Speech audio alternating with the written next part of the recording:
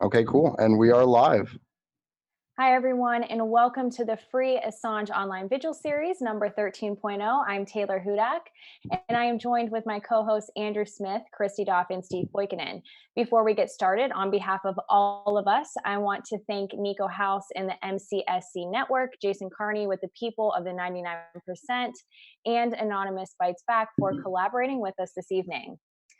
And today marks day 174 since the brutal arrest of WikiLeaks editor and 2019 Nobel Peace Prize nominee Julian Assange, and day 3,221 of his unlawful and arbitrary detention. And as for Chelsea Manning, today is day 203 of her incarceration for resisting a grand jury subpoena, and she is now up to $93,000 in fines. So for tonight, we will be discussing the Spanish security firm that spied on Julian Assange, as well as Edward Snowden's new book and the private hearing that took place in Quito. But before we get to that, we do have a very special guest joining us. And Dak Rouleau is joining us this evening. He is an independent journalist in New Hampshire. He previously worked as a columnist for The Citizen of Laconia. He writes about the decline of American culture and the reciprocal rise of the American empire. He has interviewed Tulsi Gabbard one-on-one, and for the last 3 months, he has been asking presidential candidates to declare their stance on Julian Assange. Dak, thank you so much for joining us. How are you? I'm doing well. How's everybody tonight? We're doing well. So I do want to also give you credit because I obviously, wrote about the candidates and their positions on Julian Assange, and you are a main source for that article, and I use a lot of your work and I reference it. So you do a really great job, and you're very brave to question these candidates when it may not be the most comfortable position to be in. So if you could just provide everybody with a little bit of background information on what you do and how you came up with the idea to go to these different political events and question the candidates about their stance on Julian Assange. Well, it started back in June with Andrew Yang, because I did a Google search for Andrew Yang on Julian Assange, because I honestly didn't know where he stood on the issue. I had no idea. And I found that there was no information about on that whatsoever. So I just decided, okay, I'll just go ask him what he thinks. And I was honestly optimistic. I thought he would, since he presented himself as a Washington outsider, and since I was gullible enough to think that that was true, I thought, okay, maybe he will be pro Assange. So when I went up to him with the camera, I was expecting he would give a good answer, and he really disappointed me. And then from there, I noticed that there really was no direct information about most of the candidates' perspectives on Assange because of your website. I found your website because I saw that my Yang video was referenced on there. And then I realized, wow, none of the candidates, with the exception of Tulsi Gabbard and John Delaney, had made any explicit statements. So I decided I would go and try to get them all on the record if I could. Now, I remember you were the only one to ask Andrew Yang. I couldn't find any other information about him regarding his stance on Julian Assange until I came across your video. And, of course, in a little while, we will be showing the video with Bernie Sanders, because you had a chance to catch up with him. So that will be coming up shortly. But before we do get to that, can you kind of maybe talk about what it feels like to be in that moment when you're asking the candidates, and perhaps who has shocked you the most with their response? I gotta be honest, it's really unpleasant. I don't enjoy doing it for two reasons. One, because the wimp within me doesn't think it's right for me to go up and stick the camera in these people's faces, even though I should, and they often give me no choice. But for another reason is I know that when I go into those events, I'm in enemy territory in a sense. Like I'm not there to support the campaign. And I don't know if they can sense it, but I know that I am not the same as everybody else in the audience. They're there to support their candidate. I'm there to try to force the candidate to answer a question that he or she definitely doesn't want to do. So it's an unpleasant bit of business. You feel very uncomfortable when you go to do it, but it's something that I have to do. And this Sunday in particular, I really didn't want to do it, but I saw that one of your co-hosts, Christy, was banned from Twitter. And when I saw that the way that these institutions are trying to crack down on people who take these kinds of positions, when I saw that that threat was being made, I said, okay, I can't just sit around on Sunday and mope. I have to go out and try to do this. So we can thank Christy for providing the inspiration for Sunday's trek into Bernieville. But you asked about the weirdest reaction I ever got. That would be Cory Booker, 100%. If I can just briefly explain what happened. I went up to Cory Booker. I went up to Cory Booker and I tried to be polite, and I asked, do you have a second to answer a question? And he said, do you mind if we do that when I'm on my way out? Because I'm just taking selfies right now. And I said, sure, that's fine. So I gave up my spot to 30 people in line behind me. And then as he was moving towards the exit, I said, hey, Senator Booker, trying to be really polite. He whispered something to his aide as he grimaces. And then he goes to do an interview with WMUR. He had his aide, who was a woman probably about my age, stand in front of me to ensure I did not go anywhere near him. And I said, what is this all about? And she goes, why are you trying to talk to him? And I said he was going to answer my question on his way out the door. And she said, we don't have time for that. I'm sorry, giving me this real Stepford Wives grin. So I followed him to his next campaign event. And I have a video of him walking past me, but not making eye contact with me, but saying, I don't have time for that right now. I'm just taking selfies. So you blow me off twice? Really? So that was the worst reaction I ever got from any of these presidential candidates. So I have a special personal spite for Cory Booker. Oh, I mean, I was just going to make one comment, and then you could go ahead, Andrew. I was just going to say that, I think it's really important to be questioning the candidates on their stance on Assange, because how they view journalists and how they view the ultimate check on power is really indicative of how they will be once they are in power and the type of president and leader that they will be. I think it tells a voter a lot with how they feel about Julian Assange. And even beyond that, it also shows where they stand on human rights issues as well. Yes. Yes. I mean, Cory Booker he's like a lab created Democrat. Yeah. And if you take just enough right-wing money and just enough right-wing talking points and just enough identity politics and just enough delivery, then you can at least get a consistent stream of donations. And that's really all that Booker's ever been good for. I completely forget that he's running for president most of the time.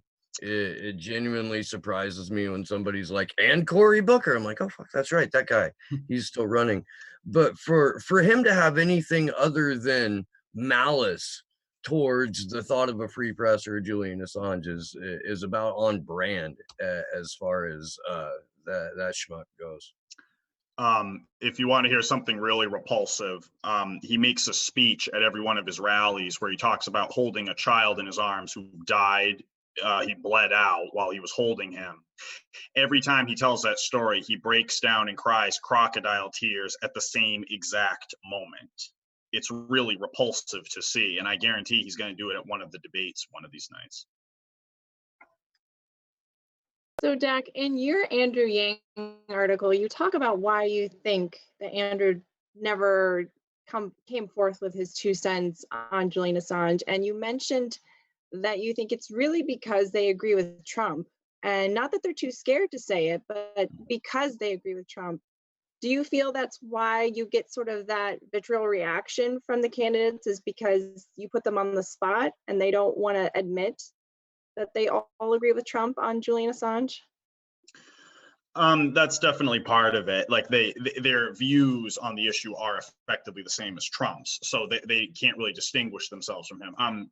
Tim Ryan actually at that event had the most pathetic way of trying to have his cake and eat it too, where he said that I would not support Julian Assange, but let me just be clear that I do not feel the same way as Trump does about this. Elizabeth Warren did something similar, but also there's a bigger issue is that they know, as soon as I ask the question, they're not stupid people. They know that I'm there because I support Julian Assange. They know that they can tell just that somebody coming up and recording them asking the question, yeah, they know that I like Julian Assange. They know that this video is going to be anathema to people who support Julian Assange. They know what they're getting into. Yet still completely unafraid to grab that boot and start licking. Some are. Cory Booker was afraid. Yeah. No, if there's someone who will stand up in the face of his constituents or in the faces of what is right for what the powers that be want, what his donors want, that's Cory Booker. That's your guy. Yeah. Well, they have to show that they're going to be subservient to the NSA. I mean, I think the big reason that the intelligence agencies didn't want Trump elected was because he was saying things that were positive about WikiLeaks on the campaign trail. He was showing a hostility, however vague, towards the CIA and various other agencies. So yeah, they know where they have to pay homage, and they will do that in order to become president. So Julian Assange is collateral. He was showing a hostility, however vague, towards the CIA and various other agencies. So yeah, they know. Not only is it collateral damage, but man, it's almost president. So Julian Assange is collateral. He was showing a hostility, however. Bowing to NatSec is a prerequisite not just for presidential candidates, but for anyone seeking national office at this point, especially with the number of CIA Democrats that we have right now. There was recently just CNN tried to put out this thing where it's 4 blonde white women or 5 blonde white women that all look the same that like apparently helped get Pelosi convinced to impeach Donald Trump. And they're like advertising these women as like the like the antithesis of the squad. And it's like, you know, Karen, Becky, Karsten, and Karen. And like, that's it. And 3 of them have a NatSec background. Yeah, we see within the media a proliferation of former intelligence officials trying to present themselves as cuddly, or trying to basically ingratiate themselves to the public as cool, relatable individuals. Like on Belmarsh, he frequently interviews that despicable person, Malcolm Nance, who has regularly slandered WikiLeaks, repeating the lie that they are an arm of Russian intelligence, which is demonstrably false. The great war criminal Hillary Clinton repeated that lie in an interview with ABC News several months ago, saying that they are, quote, a wholly owned subsidiary of Russian intelligence. You have people like that despicable professor at my alma mater, Seth Abramson, pushing similar lies. I mean, it's just a disgusting rogues gallery of pseudo-intellectuals who have to support this kind of this lie, but they get paid quite a bit of money to do it. So, Dak, we do have a question coming from Charles, and he is asking, what does Dak think is the best framing of the Assange question, and what are the most relevant follow-ups when interviewing candidates for national office? Well, I've kind of had to learn on the job, as it were, because I've come to see how they can sort of reframe the question to give themselves an opportunity to make a selling point, if that makes sense. What I've come to ask them is, as president, would you pardon Julian Assange or commute his sentence? But typically, I don't think it really matters all that much, because they're all. That's a great point. But I think the Julian Castro video clip was it was humorous in a way, because he literally just turns his back. It's not funny because the situation is extremely serious, and we do need to have answers to this. But his response is almost, it's so absurd that it becomes comical. But you're right. There isn't always an opportunity to be asking these follow-up questions, and you have to be really quick with what you say. But I think it's always important too to be prefacing Julian's name with journalist Julian Assange or publisher Julian Assange, just to keep reiterating that point. Well, I understand it's not funny. It's just that there's a gentleman on YouTube who runs a show called Yellow Brick Road, and he did a piece on my exchange with Castro, and he described it as him shooting a fadeaway. And that description was so perfect. I just can't stop laughing when I think about it. But no, with Castro though, it didn't matter how I phrased the question. I mean, he was already slinking away in fear as I was, asking. And I don't understand why he was so afraid. I mean, he knew he was being videotaped in that situation. So it doesn't matter how you frame. Honestly, the candidates are going to express their contempt for Julian Assange one way or the other, whether it's laughing at me or whether it's dodging the question or whether it's just flat out saying they support the prosecution. They're not going to show respect in that situation. Does it frustrate you when they start talking about Julian Assange hurting people and giving that misinformed answer about the Chelsea Manning leaks? Is that frustrating to not counter back, or at least try to keep chasing them down? Yeah, it would be nice to basically just destroy their arguments, but in a way, I come to expect it from these corrupt, ultra wealthy politicians who are so in bed with the intelligence agencies that they're basically just heads of the Hydra. I expect that from them. What I find really nauseating is when you have these journalists who are not that powerful and who are not that wealthy going out and gladly doing this kind of bidding for these people so high above them who won't even show them any kind of gratitude for their propagandizing. That's what I find really repulsive. I expect that kind of dishonesty from a politician. From a journalist, it's really personal for me, where it's like, no, you are not supposed to be the enemy of reason here. You're not supposed to be the enemy of truth. You should know better. That's a great point, but at the same time, there's two clear paths that you can take as a journalist in this country. And one is to pursue truth, no matter what that truth may be, and even at the expense of your own personal liberty or freedom. The other path is, holy fuck, I get to interview the president tonight. Yeah, it's a softball. Yeah, and there's people who are going into journalism because it's because it builds their, it's a stepping stone. They're going to do the access journalism thing, then they're going to do the TV thing, they're going to sell books, and it's like a business plan for people. Yes, it's a perversion of the profession, but capitalism, like, that's where we're not running the country isn't set up for journalists, Dak. It's set up for access stenographers because we're being fucking ran by intelligence agencies. Then those people should move to Thailand and become prostitutes in go-go bars is what they should do.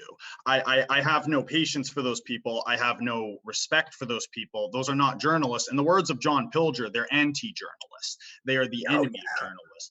Because the real journalists out there are people like John Pilger, like Chris Hedges, like Helen Biniski, and of course like Julian Assange.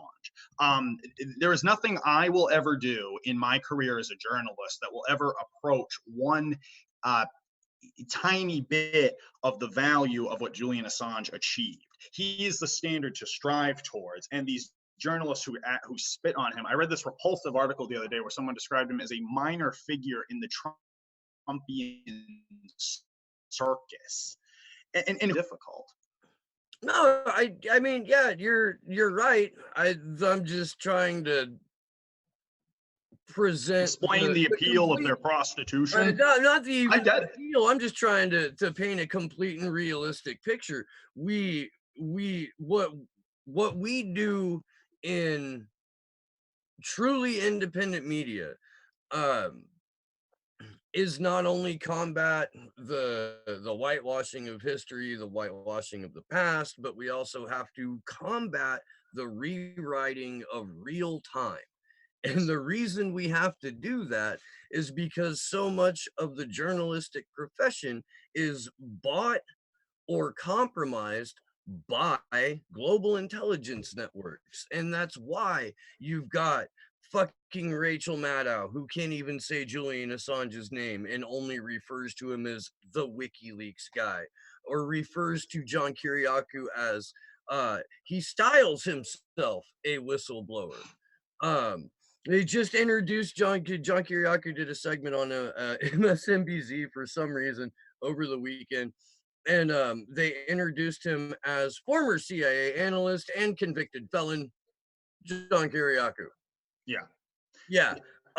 So that's how real whistleblowers get treated. That's how real journalists get treated. Meanwhile, a CIA analyst can call himself a whistleblower, and the same people who are spitting on Julian Assange and Chelsea Manning wanted John Kiriakou locked up are defending this notion of which we're going to get to later in the show. Well, when they say styled as a journalist, they are not Humpty Dumpty sitting on the wall defining terms however they see fit. I mean, they don't get to rewrite the dictionary. They can try to rewrite their own narrow political narrative, but they don't get to rewrite our basic lexicon. And so for them to say who is or is not a journalist, like that pig Joe Biden in that article in New York Times saying, "Oh, I'm not saying Julian Assange counts as a journalist." Who asked you?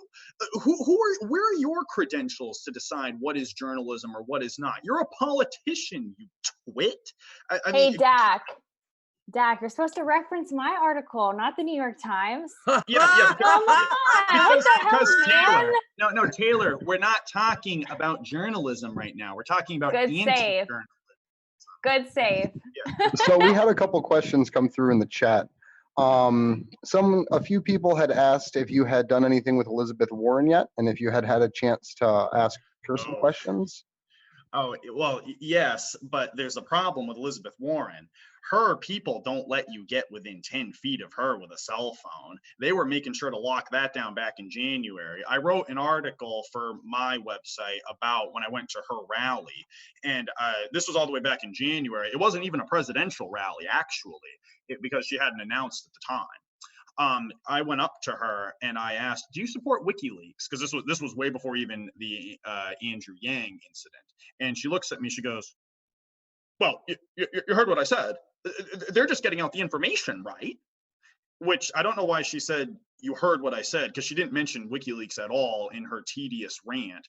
But I thought, oh, great, she supports WikiLeaks. Then after Assange gets arrested, she says, "Julian Assange is a bad actor and he should be held accountable." So you lied to my face? Like, now I have a personal vendetta against you too. You and Cory Booker are, I will never, ever forgive either of them for the way that they treated me.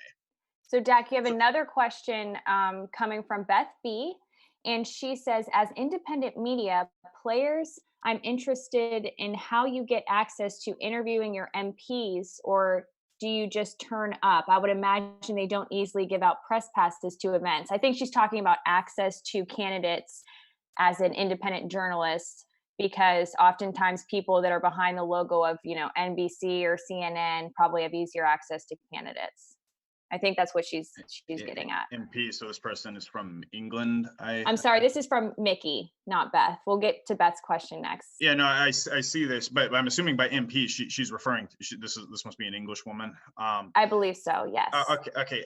Well, as far as that is concerned, unless the person is already friendly towards Julian Assange, you're not going to be able to get a whole lot out of them. I mean, like trying to get an interview with these people is very difficult. Like to get a full-on private exclusive interview with a presidential candidate is nigh impossible. I had to go to about 12 Tulsi Gabbard rallies before I finally got an interview with her. But as for her question, yeah, I mean, you could bug their staff. You could really, really pester them.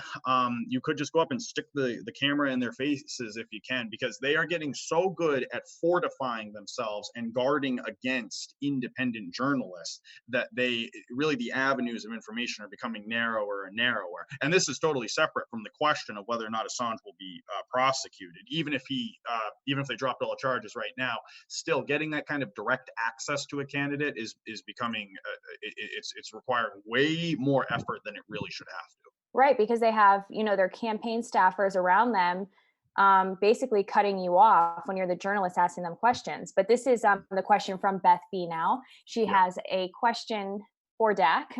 Do you think it would make a difference if you prefaced your questions about Julian with the ACLU's warnings about his prosecution and how it will affect other journalists? Yeah, that's actually a great point. I didn't think about that. Like I said, I had to learn on the job here because I had no model for it because the media didn't provide me with a model. So good job at MSNBC. But yeah, I guess it would probably, if I were to say, you could, but at the same time, I said to Tim Ryan that I thought that Julian Assange's prosecution is part of Trump's war on journalism. If they can't hit that kind of a softball, then I don't think they're going to be too phased by whatever the ACLU has to say. But yeah, that's worth a try. I could try to go up to these people again, see if they don't recognize me, and ask the question all over again. But I don't know if I have the stomach for that. So another question from Mickey. He or she is asking, have you got any advice for grassroots activists and how to amplify their message out? Yeah, and it's not what the grassroots activists want to hear, but so many people ask me, why don't I just go and start screaming at the rallies like, do you support Julian Assange? That is the last thing you want to do, because it makes Assange's people look like unhinged, unreasonable lunatics. Basically, you feed into that image that the media needs in order to maintain this war of this PR war against him. So you have to just, what I was hoping to do on Sunday when I went to the Bernie rally was I wanted to get as many Julian Assange activists as possible to go with me to maximize our chances of being called upon when he took questions from the audience. That's really the best way to do it, is to flood these candidates' rallies with your people, so that if they call on someone, the odds are better that you get someone who's going to ask about Assange. You have to play their game, basically. Exactly. Now, there is another question. I don't know if you will be able to answer this, though, because it does address Bernie, and we have not shown that video yet. This is from Free. My question for Dak is just, will Bernie be dropping the case completely okay, so I guess you can't really answer that, because we do want you guys to see the video footage to see how he responds to that question. Yes. So we'll hold off on that, and your question will be answered shortly. So Dak, is there anybody else that you want to ask after this? Other candidates? Mm-hmm. I actually tweeted about this. I said I wasn't sure if this was going to be the end, because at this point, do I really need to go up to Kamala Harris and ask her about Assange? Like, is anybody really in the dark on that issue? I mean, nobody was going to be in the dark about Cory Booker either, but I decided to give it a shot. My thing is this: the Andrew Yang question, and I do take a bit of pride in the fact that is the only source of information we have on Andrew Yang vis-a-vis Assange. But at the same time, that video caused a bit of a stir, because there are well-meaning progressives out there who want to believe in someone like Andrew Yang. They want to look at him and they want him to be on their side. They want him to be one of the good ones. And it turned out that he wasn't. When I uploaded the video of Beto O'Rourke answering the question, nobody cares, because nobody believed in Beto O'Rourke. The only people remaining are people that well-meaning, thoughtful progressives don't believe in anyway. So the answer isn't going to sway them one way or the other. So I'm on the fence about that. Is it really worth my time to go out and ask Tom Steyer, who's a hardcore Russiagator, how he feels about Julian Assange? I think it is important. Personally, I think that's one of the most important things we can be doing right now. And I love the fact that you're doing it. And I wish there was more people out there doing it right now. Because at the end of the day, we have to be Julian's voice. We have to be the people asking the questions and pressuring politicians to answer these questions. Because if we don't, no one else will. And that's why I'm so honored to have you with us, is actually having you as someone out there in the field asking these questions and doing that work. Even if we already know we're going to get the answers, it just puts it on paper again for everybody. And I think that's super important. But at the same time, like, that's my point here, is why is it that my video on Andrew Yang is literally the only source? Like, why is that? Why am I the only one who took the time to go out and just ask these people these questions? Like, this isn't hard. I mean, I wasn't doing anything on Sunday. Like, yeah, I could just sit here and sink into apathy and drink my ass off and watch football, but I can't do that. It's like, it would make me feel like a total waste of DNA. Like, other people, like I wish other people would join me. I went to that Bernie rally alone, but that's fine. But at the same time, it's just that I wish other people would, like, take this initiative themselves. It's not hard. It's not hard to go to these rallies and to do this, especially if you have people with you to give you emotional support or whatever. I mean, it's really not that hard. So yeah, everybody watching this, like, please make me irrelevant. Go to these rallies and do what I've been doing. This is exactly what what we mean when we talk about decentralized activism every week on the show here. It's small groups of people that can't be infiltrated or compromised, going and performing an action, and you can do that at the same time that other people are performing the same or similar action in many different areas, and you can be impactful that way. You're right, it is more effective to have a one-on-one interaction and ask a question about Julian and Assange than it is to raise hell. And with that in mind, Andrew has the video that you shot over the weekend queued up. And when he sabotage at me or ill communication, we will go ahead and run that. Yeah, I mean, I feel like we should, the people want to watch that. They don't want to hear from me necessarily, so we can. Right, we're going to have that pulled up pretty soon. I'm getting that right now. I do want to thank you, though, Dak. Again, I did mention at the beginning of the stream, you contributed so much to my article. It was really something that we started to work on together. Of course, I wrote it, I did the research, but as within the past, month, in 2 months, you've asked many more candidates their stance on Julian Assange, and you were always communicating with me when you did so, and that is just greatly appreciated. I thank you for that, because it's good to have somebody out there, of course, doing this. So I am pulling my screen up now with the video. So we do have the video now. I'm excited for everyone to see.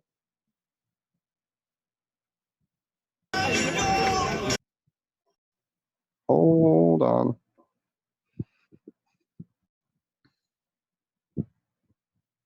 I can't get it to work right. I can do it on my screen. Yeah, if you could, that would be awesome, because I can't get it to pop up properly. It keeps closing out. You guys will just have to guide me. Hang on a second. Let's go back to speaking. The bottom button that says share, if you hit that, you can switch around to whatever desktop or screen or what have you. Just a moment. Are you seeing my screen right now? No. Okay, hang on a moment. Okay. Best laid plans. All right, can you see my screen now? Yes. Yep. All right, then everybody, here we are. Bernie Sanders on Julian Assange.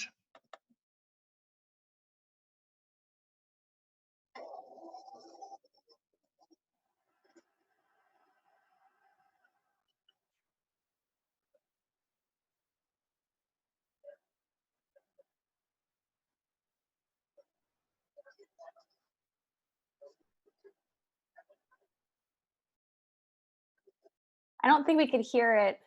Can you guys hear that? Yeah, the audio wasn't playing. When you pull that little box up, click share computer sound in the bottom left-hand corner of that box. Oh, so did nobody hear that? No, no one heard that one. That is hilarious. Okay, wait a minute. So where do I go? I'm sorry. When you hit the share button, I love live streams. The bottom right, the bottom left-hand corner, share computer sound. I am one. Wow. Okay. All right. So we start that over again. Yep. All right. So now for real, Bernie Sanders on Julian Assange.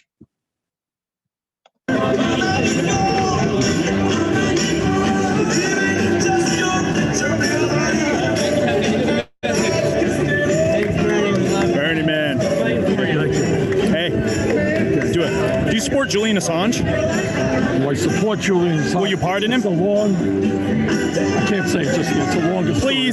Please, sir, please. I'm aware of the issue. Will you pardon him? Commute a sentence, please. So,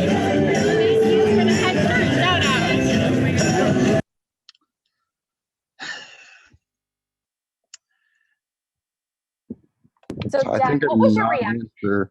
to that? Hang on. We're Okay. going all sorts of weird directions. Okay, so we end the share. It's ended.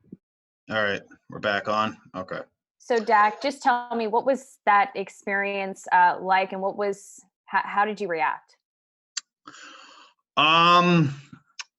I'd like to say that the last hope for American democracy went out with my feeble whimpering. Please, sir, please show me that you have a little bit of integrity. Please show me that you have a spine. Please, but he refused to do so. I thought it was kind of clever of him, the way that he answered it, where he said, that's a long, I can't get into that right now, as he points to the camera. Like, I want people to pay attention that he's pointing to the camera and saying, I can't get into that. Meaning what? That if I didn't have the camera on me, that you would tell me a lie like Elizabeth Warren did?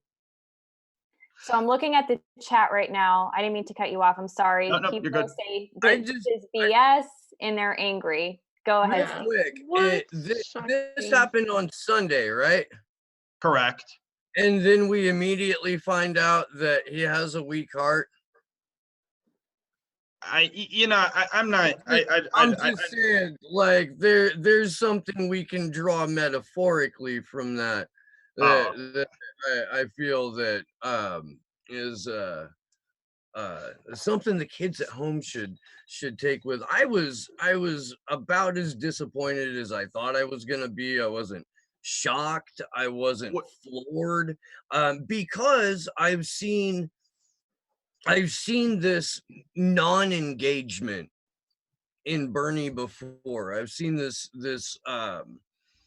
just complete trepidation to approach a subject that real. Well, he didn't take any questions. He did not take a single question from the audience, which is why I had no choice but to stick the camera in his face. And with Bernie Sanders too, the day that Julian Assange got taken out of the embassy, I rescheduled my entire life to go to Washington, D.C. for the protests. Driving home that Saturday evening, Bernie Sanders was giving a speech in Michigan with Abdul Absaid, and they spoke of these grandiose things like justice and rights and all of these wonderful terms that we use nowadays. And not a single peep 2 days after Julian Assange was dragged out of the embassy about him. It took him 44 days to release a tweet that didn't have the man's name in it. Like, he's someone that's willing to do whatever it takes to gain power. And I think at the end of the day, that's something that needs to be recognized, because he's willing to just throw anyone under the bus and say, I support blah, blah, blah, when everyone obviously knows that that person's full of shit. And all that happens is people apologize. And I'm sick of people apologizing for candidates, because at the end of the day, there's no apology that you can say about Bernie Sanders that's going to get Julian Assange out of the prison. There's no apology. That response on Sunday didn't even hold up to his tweet, which was on May 24th. So, a whole 6 weeks after the man was arrested, he won't say his name. He didn't even retweet a tweet with his name in it. And if he's not willing, got him to actually say his name. I mean, if he's not willing to suffer the media storm right now for saying I support Julian Assange, right? How is he going to withstand the media storm when he says I'm putting all these fucking war criminals in jail? Like, that's what this comes down to: is are these war criminals going to jail or not? If I may, sorry to cut you off, Andrew. It's just that this is something I want to say to people, is that a lot of people, I'm sure, are going to say to me, well, that was inconclusive, that was ambiguous. Guys, no, it was not. When he said, I can't get into that right now, that was just as pathetic as Cory Booker saying he didn't have time to answer the question because he had to take selfies. Because this is the thing. This is not a question about, like, say, a different approach to healthcare, where there are nuances and disagreements about how to get the job done. I asked very clear questions. do you support Julian Assange? Will you pardon him? Will you commute his sentence? If he says that's a long ... what is it a long? It's a long what? A long explanation for you to like try to distance yourself from Trump's policy while at the same time refusing to support Julian Assange? Well, he's going to have to take So- about 44 days to get back to you on that, Dak. That seems to be about the average. In the spirit of that, when we were talking earlier today, we were coming up with the top excuses that we could think of that will immediately arise out of this video.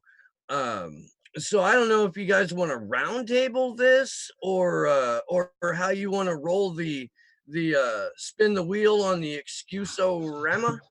But I prefer to call them TY talking points. Right. The thing is, though, is that a non-answer, his response to your question was an answer in itself. The fact that he dodged the question and then he said, not right now, that shows that he is, number one, afraid of the DNC, which I said a couple weeks ago on Graham Elwood's show, that he is definitely wanting to pander to them. And if anybody was going to support Julian Assange, you think it would be Bernie Sanders, of course, not just because of his, progressive stance on other issues, but also because, I mean, he revealed that he was being, cheated in the primary. So as somebody that was watching Vigil for that whole week beforehand, and Unity for J held a vigil all that weekend beforehand, and we knew anytime he's going to get pulled out of the embassy, like we just kept waiting and thinking, who's going to stand up for him? Who is going to stand up for him? And we watched the media slowly disappear from the embassy one by one until one morning when only media there was Rupley waiting, and we saw him emerge blind because he hasn't seen the sunlight in almost 7 years, disheveled because his shaving kit was stolen 3 months beforehand, yelling to resist the Trump administration. This is on a platter for liberals to go after Trump for. This is something that would be so easy to stand up for, and Bernie won't do it. Because it's None of them will, besides Tulsi. It's a long thing you can't get into right now. You couldn't give crap it better. Gordon Dimmick has made this point about Jeremy Corbyn too. He could be literally beating Boris Johnson over the head with the specter of WikiLeaks every single day. All of these Democratic candidates could be doing the exact same thing to Trump, with the exception of Joe Biden, because he was part of the fucking original secret arrest warrant. But I mean, anyone who is quote unquote progressive or quote unquote democratic socialist or whatever you like, however you want to spin it, man, you have a gift wrapped opportunity to say, if elected, I will defend a free press. I will defend your freedom of speech. I will immediately commute, pardon, whatever, Julian Assange, Chelsea Manning, Dale Howard, Jeremy Hammond, reality winner, all of these people who are locked up for truth. I will do that. Donald Trump, this fascist maniac, has 18 charges levied against Julian Assange for doing his job as a publisher. And if he is tried and if he is found guilty, all of you, press that is covering this, are subject to the exact same fate if you print one thing the government doesn't like. Whose government is it going to be when you print that? You don't know. But if you step out of line, Espionage Act. What I want to know, he said, now is not the right time to get into it. When is going to be the right time? How many times do we have to be told that Julian Assange's health is deteriorating? Is it when he's dead? in Belmarsh? Is that the right time to decide, oh, maybe I should speak up for free speech? Is it after the US extradition hearing in February 2020 when he's on his way to the US? Is that when he's gonna stand up for him? Is it after he gets the nomination? And that brings me to our first excuse that we predict people to make is that we've heard this from other guests on the show. The DNC won't give him the nomination if he defends Julian Assange right now. So in a way, he's avoiding the question until he can secure the nomination. What do you guys think of that? I hear that excuse from people constantly. The thing is, what people need to understand is that Bernie Sanders has a very consistent record of voting for wars. Bernie Sanders is a warmonger who also parrots war propaganda, militaristic propaganda, imperialist propaganda. He's doing it right now with Venezuela. My stance on this is twofold. The short answer is, if he is in fact trying to play some shady realpolitik game where he evades the answer until he can swoop in and do the right thing, forgive me for not having the confidence in him to vote for him in the meantime. But my second answer is this: if he really is going to continue his warmongering, which seems to be related to his problems with WikiLeaks, then I don't think we as a people really deserve things like the things he's promising, like healthcare. If we're going to allow these foreigners to be murdered by our bombs for no good reason, then maybe we don't deserve universal healthcare. Maybe we don't deserve free college education. Well, if we have an educated populace, that populace is going to come together and demand an end to the wars. That's but who's going to educate them? The government schools that Bernie Sanders wants to fund? I believe that it'll be a mix of that, and you can also go from your Amazon Prime dwelling to your Amazon Prime shuttle service to your Amazon Prime school and or Amazon Prime work. I think that and that's while we all live off of the $12,000 a year that Andrew that's Andrew Yang we have after they take our jobs. I mean, ever saw Sorry to Bother You? It's a lot like that. You should, and if you haven't seen Sorry to Bother You, go see that fucking movie. Yeah, it's the ever appealing political philosophy of Homer Simpson. Can't someone else do it? I mean, I'm sick of it. I have no patience with this. Bernie Sanders, like, not that I had a whole lot of faith in the guy anyway, but he snuffed out that candle for me on Sunday afternoon in Plymouth at a college campus, fittingly enough. And I think that kind of takes us to our next talking point too, which people are going to try to say is that Tulsi Gabbard speaks for Bernie Sanders too, that they're somehow the same candidate with some master plan behind the scenes. And I think that's ridiculous. Why is there a concerted effort to make excuses for him? Why is that? It's bizarre. So here's why, and then I'll get into the theory. The reason that people are tripping over their own dicks to make excuses for Bernie Sanders is because they have an emotional attachment to an outcome that is years in the making. And they have transferred this emotional attachment to a future outcome onto a human being. And the pathway to neoliberalism starts with picking a candidate in the Democratic primary for president and then spending the next several years making excuses for every shitty word and action they do. That'll get you defending drone strikes. If you support drone strikes, you support the intelligence behind the drone strikes. Intelligence which is more often than not fabricated. Intelligence which is 100% agenda driven, that is not necessarily the agenda that you ran on.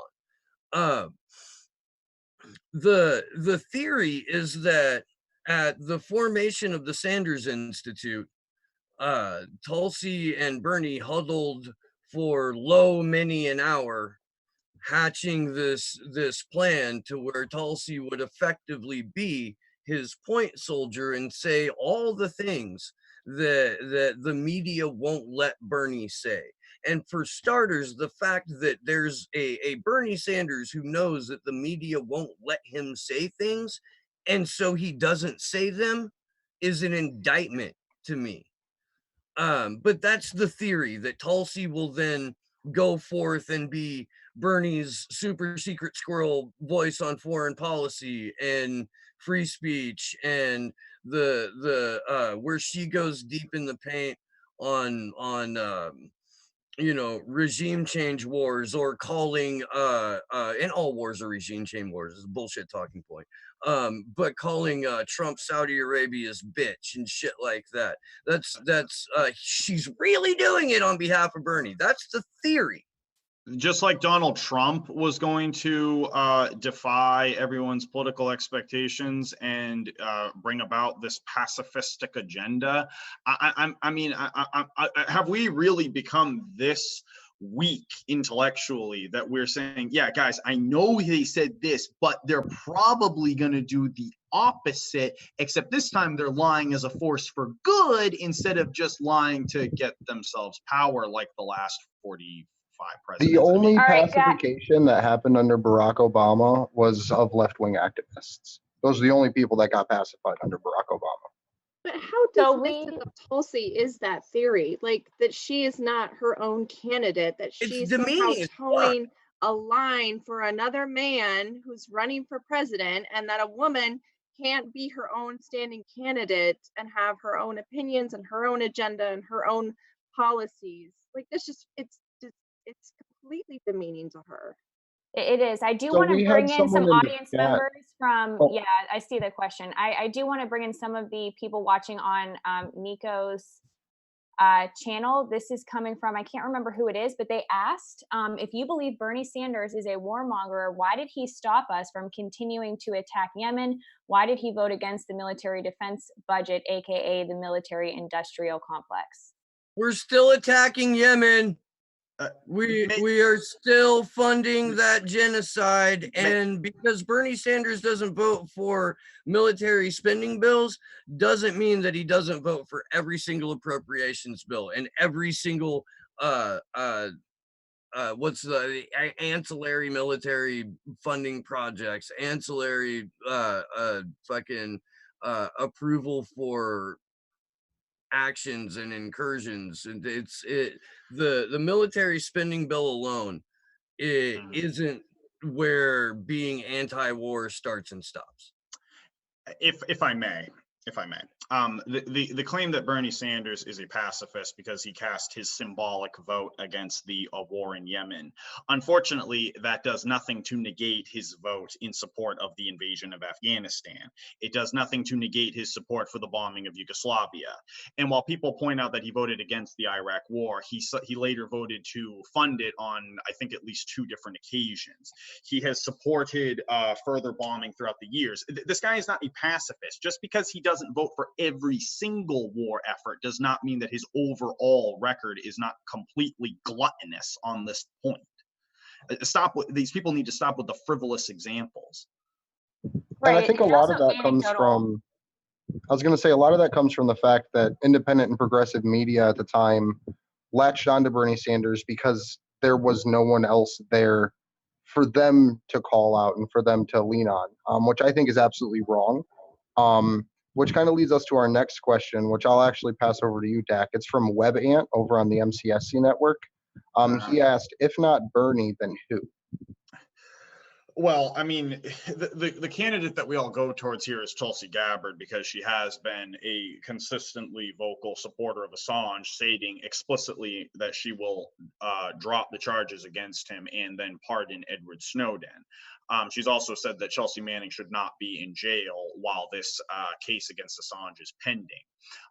Whether or not, I don't know if she would actually be able to defy all of those intelligence and military agencies once she was in office without going the way of JFK.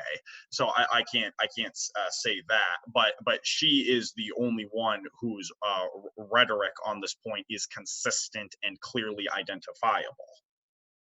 So I personally would like to see Ian Schlachman get the Green Party nomination and at least a vocal supportive voice for Julian Assange in the presidential arena.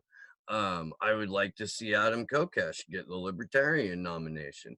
I would like for Ian and Adam to merge into one person who for 72 hours passes all kinds of wonderful like eco-socialist style legislation, and then after 72 hours follows through with Adam's campaign promise to abolish the federal government. Ian is in our chat right now, so hi, Ian. Oh And shit! so Hi, Ian. I want to bring up the next excuse point. This excuse that we came up with is that Julian was working with Trump and Russia, and or Julian helped Trump win. So why would Bernie defend him, and why would Bernie stand up for him? Because my Russia. Sometimes I wonder why, like, I know people do, of course, like say that, and it's an excuse we hear often.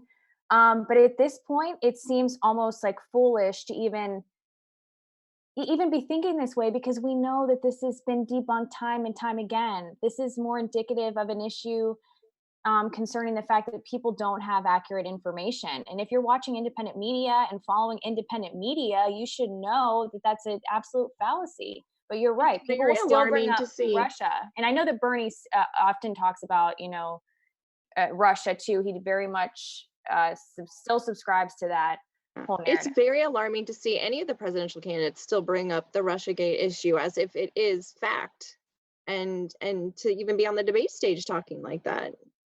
Well, Yeah, they now Dak, have when you Ukraine asked, beef too. yeah, Like, Dak, they when now you asked just- Beto, he brought up Russia. Many of the candidates that he you have just brought up the questioned bring that election. up. It's a common theme throughout many of their responses. And again, these are prepared responses to the question about Julian Assange, but they do often use that. And we see it with the candidates, we see it with supporters. If I can just humiliate Beto O'Rourke for a second, I have a selfie with him on my latest Tulsi Gabbard article, and he's all grins and smiles. And then in the video that was taken about 8 seconds later, you can see how miserable he is, where his heart has sunk into his stomach because he realizes he has to answer a question. But yeah, the promoting of the Russiagate among these people who are supposed to be dignified enough for to hold public office. Yeah, Taylor, it's been Russiagate has been debunked for you and for other people who are actually paying attention and doing their research. But when you have people like I mentioned, that bloated pseudo-intellectual Seth Abramson, who's paid handsomely to promote that nonsense and to keep reviving that corpse over and over again, people are going to be looking to him instead of doing their own work to find out that Russiagate is a gigantic crock. Are we So what is wrapped also with the go ahead. excuses? Are we do we have more? I mean, I know I think we got the big major excuse. I know the one that I always hear is well,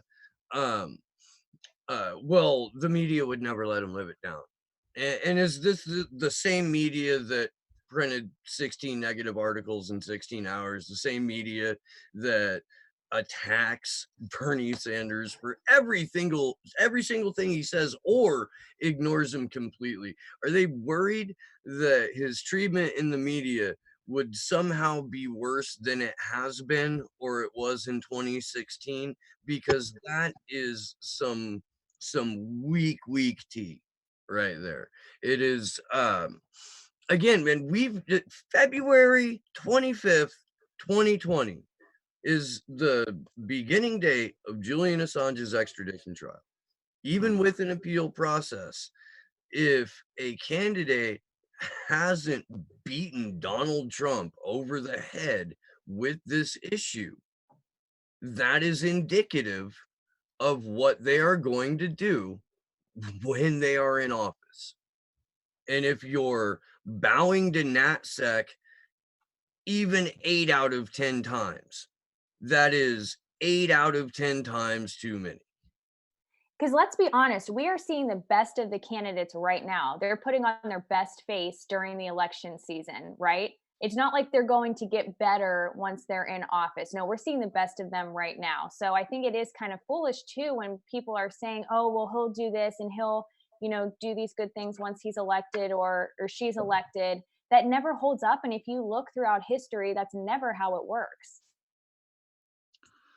Well, I mean, I'm not going to vote for these people when they say that they're not going to support Julian Assange. I mean, I get the argument people make where they have to, bite their tongue, but if they are afraid to face the intelligence agencies now, how willing are they going to be to face the intelligence agencies to whom they have lied this whole time on the campaign trail? I mean, that is like putting yourself in much greater jeopardy than if you just say, if you were to just defy them from the very beginning. Hey, I have a question. I want to answer something from Propaganda right now. He said, at Action for Assange, but what if Bernie was threatened to stay silent on the cheating and Assange having a direct connection to his, I don't know what, but you know what I would say? I would say Bernie's life. Bernie's life. I would say, okay, go ahead and leak it to the media, leak it if it's a official document, leak it to WikiLeaks. Exactly. Leak it to WikiLeaks. That's our answer. I would say that then he will be a completely compromised president. And everything that he says on the campaign trail should be immediately suspect if you believe that his life was threatened and he's still allowed to run for president. He's still going, even with the media smear. The guy just had like a $25 million quarter or something like that. He is raking in cash. He's got an army of volunteers. If you believe that he's not addressing these things because he's in a compromised situation, he is always going to be in that compromised situation. That is one of those bells that don't get unrung. I want to say something about people. You guys mentioned leak it to WikiLeaks. I just want to. It's not really neither here nor there. But on this, throughout my work doing this, I've encountered a lot of people who are not big fans of WikiLeaks, and I met up in the Coos County Democratic Fair in Lancaster, I believe, this man who told me that he was very frustrated that WikiLeaks has not published anything on Russia within the last 5 years. To which I said to him, "Sir, do you have confidential information on the Russian government? If so, release it to WikiLeaks." And he said to me, he actually said this to me, a grown man said, "Well, my friends have some of Vladimir Putin's private emails that show how corrupt he is." And I said, "Then give them to WikiLeaks." "They have, but WikiLeaks has denied them." "So why don't they go give it to an American media company like CNN?" It's like, you are a grown man and you're lying to me. You're just making up this story in the hopes that it's going to make me say, "Oh, you know what? I think that's a really good argument. I should be on your side." Like, how stupid are you, sir? And you sit on the board of a regional Democratic party, like a charter. I mean, this is embarrassing, but this is the horror that I've seen out there on the campaign trail. So we have a question from Brian Crosby, and he said, what can Tulsi do that Bernie can't? Since apparently you guys can't stand Bernie, what can she do? It's not that we can't stand Bernie, but we are very frustrated and unbelievably, and I can speak for myself here, unbelievably displeased with his response about Julian Assange. And nobody is going to get a free pass. And we think that every leader should be held accountable. I said earlier, a couple episodes ago, that we have no allegiance to any candidate. Our allegiance is to Julian Assange and to the whistleblowers, the journalists, real journalists, and the activists, not any particular candidate. And we will be equally critical of them all.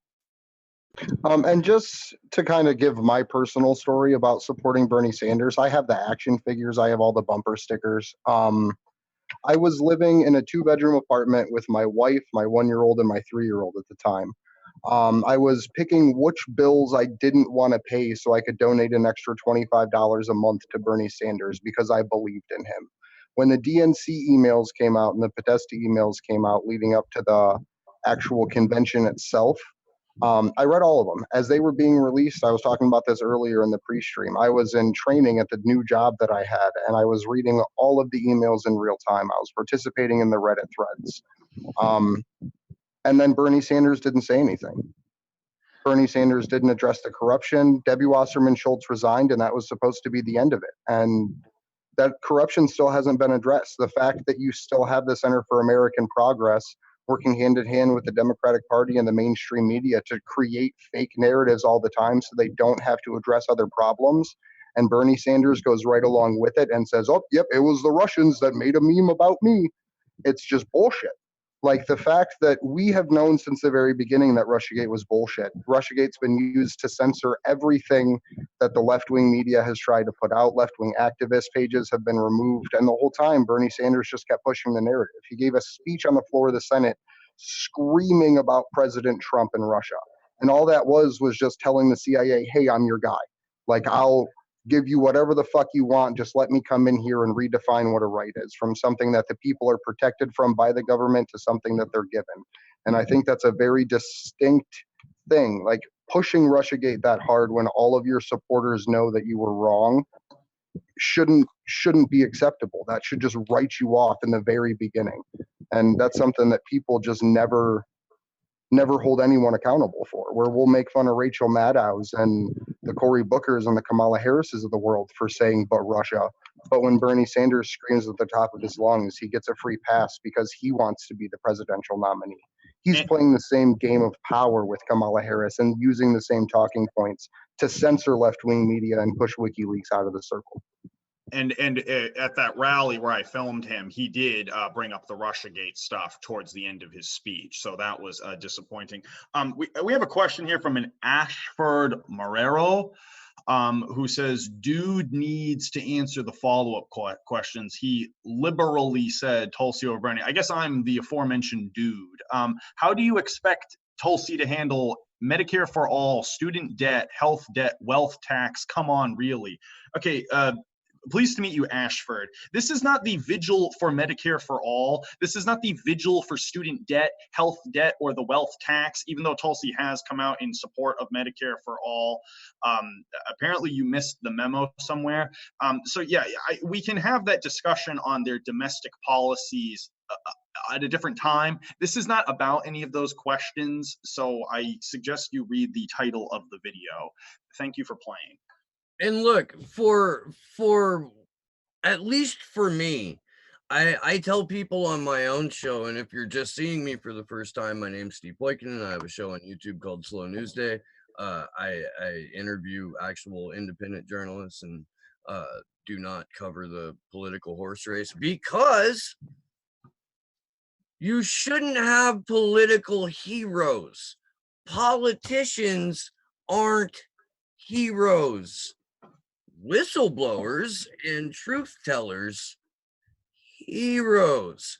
So if we're critical of politicians, it's because they know, like we know, that we live in a rigged system inside a duopoly. They know, like we know, that NatSec and global intelligence write their legislation and direct the show. And so if it seems like we're treating politicians like they're cynical, disingenuous pawns, it's because they're cynical, disingenuous pawns. So we have a question. We have a question coming from Soraya, and this is for everybody, I believe. Do you think if every candidate, and Dak, you could go first. Do you think if every candidate was asked about Assange once or twice a day and their negative responses resulted in disappointed but respectful reaction, would they change their position? I think that if we did hold them to account on this issue and we did question them more, some people may evolve. We've seen this with Marianne Williamson. She has slightly evolved her stance. Of course, she's not near where I'd like her to be. But Jimmy Dore questioned her, and he consistently and persistently challenged her when she was just spewing out these, Democratic mainstream media talking points when asked about Julian Assange. And he basically called her out and said, what you're saying is not true. Once she was asked again by our guest, Dak Rouleau, I think exactly 3 months later, she did have a much more, that's loud, sorry. She did have a much more, a much better response, I'd say. And you could see that there was some progress there. So Dak, do you want to answer that?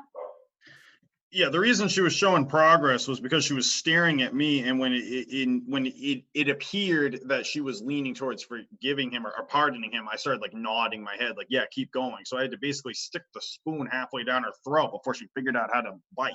But the problem is that yeah, these candidates would care if this affected their polling one bit, which is why I don't think Bernie cares about this, because even though this will result in the people who actually care about Julian Assange turning away from him, I hope, it's not going to affect his polling numbers at all. He's still going to be where he was 24 hours ago. So yeah, if their polling numbers were to get really wounded because they kept getting harassed on the Assange question, then yeah, they would change their stance. And then the government would have to change its stance because it realizes that, oh, we have people who actually participate in their freaking democracy and civic organization.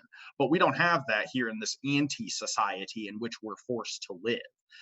So yeah, we're forced to live by our own design. So yeah, until enough people actually care, the candidates aren't going to have a reason to care. This is a fringe issue to them, the First Amendment. Yeah, so Dak, we are going to be wrapping up here shortly, but before we do that, I would like again to thank you for coming on, and you are welcome to stay as we discuss the news if you would like. But I do want to thank you again for your work and for your good journalism and for working alongside me on my article. I don't appreciate the New York Times reference. I'm kidding, of course. I'm kidding, of course. It's a joke, well, but. No, I want to thank all of you for having me on. I want to thank. Real quick. No, you really do a great job, and I thank you so much for being willing to share the information with me and being, a main source for my work. I'm really grateful, and you are a beautiful, beautiful writer. I come from a writing background myself, so I can tell when somebody is very talented, and you are certainly a talented writer and journalist. So thank you so much for coming on. If you do want to give some final thoughts, some final statements here, and then also let everybody know where they can find you on social media and let them know about your website. Yeah, no, I want to say thank you to all of you guys, because this is what I'm talking about. This is the encouraging side of it. This is the reward for the work that I've done, is seeing that there are other people who actually, feel the same way and are serious about it. And it does it shows that there is some value to what we are all doing here. The thing is that whenever people say to me on Twitter or whatever, they say, thank you for asking the candidates about this. What I always say to them is, you should thank Julian Assange, because me going out there and asking these candidates is the least that I can do to thank Assange for all of the work he did to keep us all informed. I will never forget that interview he did with Afshin Rattansi, in which he explained in full detail how the DNC screwed over Bernie Sanders, who was the reason we're here tonight, and yet can't even show his basic acknowledgement of Assange's plight. So the one thing I just want to say is this, that we talk about this as a vigil for Assange. I am really worried about what is going to happen to our, not just to Assange, but to our culture and our society if he is prosecuted and locked away, because we will lose such a part of our spirit in that prosecution that I don't know if we can recover from that. What I go back to is Victor Hugo wrote in The Hunchback of Notre Dame about what happened after the death of Quasimodo. And I'm sorry to compare Assange to Quasimodo, but I think the quote is fitting. He says, Notre Dame without Quasimodo is like a skull. The sockets that held the eyes are still there, but the gaze is gone. And to me, that is what will become of our society if we kill Assange. The same way that we killed Socrates, the same way that we killed Jesus. It's not something that we are going to recover from. It will tarnish us in a way that we'll still be dealing with that wound forever. So let's not inflict any more wounds upon ourselves or upon Assange. Let's do the right thing here. Yeah, you're right. Did you plug in and let everybody know where they could find you? Let them know on Twitter and sorry. No, I did not. No, don't be sorry. No, yeah, you can find me on Twitter at Dak Rouleau. I'm the only person in the world with that name, so the spelling can be kind of weird, but maybe in the description here it appears. And then my website is overwritten.org. That's a little bit easier to do. And there's my Twitter contact information on there. And who knows, if you go to a presidential rally in New Hampshire, you just might see me getting ready to ask a question about Assange. So that's where you find me. Absolutely. Thank you so much, Dak. We really appreciate your being here, and you are welcome back. Thank you. All right, so we are going to move on to some news now. There is quite a bit of material to cover this evening as far as news stories and updates. We're trying to, figure out exactly where to begin, probably with Belmarsh. So I will hand this off to Steve to kind of dive in here. All right, so September 28th was a worldwide rally that was centered around the one that took place at Belmarsh, the prison where Julian Assange is being held. We do have, oh no, that's the MP thing. Gordon Demick, friend of this show and friend of my show, was there. He's got some great videos on his channel for it. I think he said there were upwards of 150, 200 people there that attended. While that happened, while that took place, I think we have do we have the website?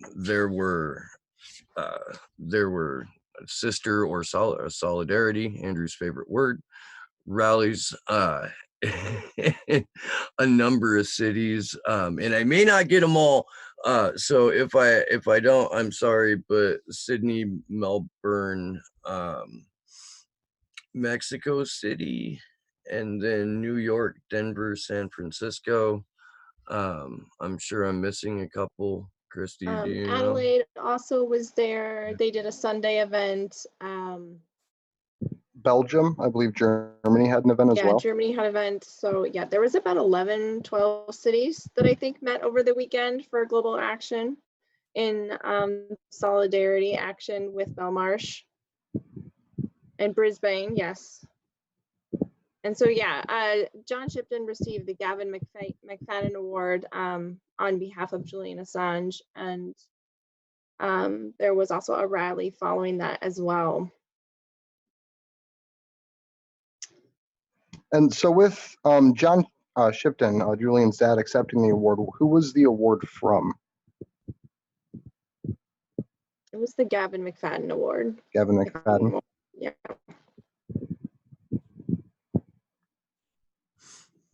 And so John Shipton also, he did a press conference in Germany today and did a speech. So he is now moved to the UK, and he had said on one of his previous visits with Julian Assange, his son, that Julian asked him to come to the UK to kind of help represent him. And he's really been doing that. He is slated to go to Dublin, Ireland on October 11th for an event with Claire Daly and Mick Wallace. So yeah, he is kind of cruising around and making appearances and really kind of stepping up that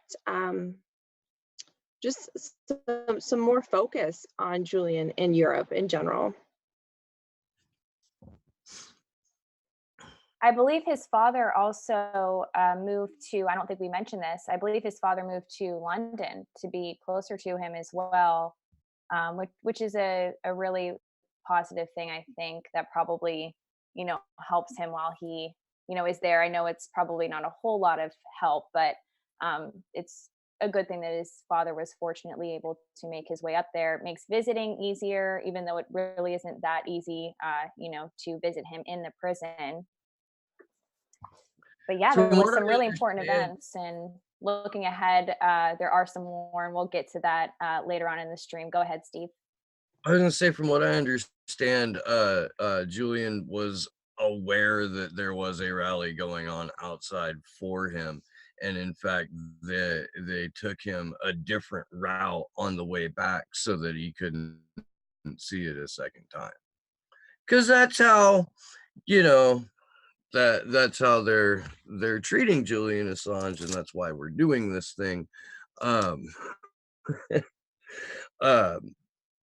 wanted to I don't know if there's I'll go dig it up real quick if not, but if the article out of El País that talks about the Spanish security firm that was live streaming embassy footage to the CIA, the pretty much the entire time that Julian Assange was in it, um that's something that has people rightfully hot. And I know that the story is a couple of days old, but I don't think that we live in such a rabbit-brained mindset here in this community that we can't discuss the implications of what this means, how much of a gross violation of every single civil, human, international, constitutional right. It's absolutely disgusting, and something that we had all been talking about as a community of people throughout um oh I mean years, about, that they're spying on him, that it was just assumed, and we have proof now, and there's again crickets from international media on Yeah, so this. we And it's have by this Like, design. this I was just Spanish gonna, security company that was giving information to the CIA. Um, we had heard stories before that they would go, Julian, his lawyers, and he guessed they would oftentimes go into the women's bathroom to have conversations in hopes that they could speak privately. And then we found out from this article that there was actually a microphone in the women's restroom. So I think that kind of creeped out any of the women who either A, worked there or visited him while he was at the embassy. I mean, we're talking about every nook and cranny of the embassy, inside and out, was being examined by microphones and cameras. And we see the media just sort of continue this. Oh, he was just paranoid. Oh, the US really isn't after him. Well, why did the UK spend gobs of millions of dollars and pounds on this type of security? Like, what? I don't really understand what an excuse people could make for this anymore. Right, there is no excuse to be made for this, and I think what's even more telling as well is the fact that this shows that we live in a U.S. empire dominated world, of course, and we know that. But the fact that the Ecuadorian officials who were hired by the then president at that time, I believe it was Rafael Correa, this is Morales, I believe, was the one who was really involved with this over surveillance, was willing to work with the United States. And he was even telling people to keep it a secret. He didn't want it to get out, but he seemed to be proud that he was working with the United States intelligence. And it is really disturbing that we can have this sort of power over these other countries. And then, of course, a single person is being dramatically impacted by this. And there's not the media, who should be really at the forefront of this and bringing awareness and exposure to this, is failing to do so.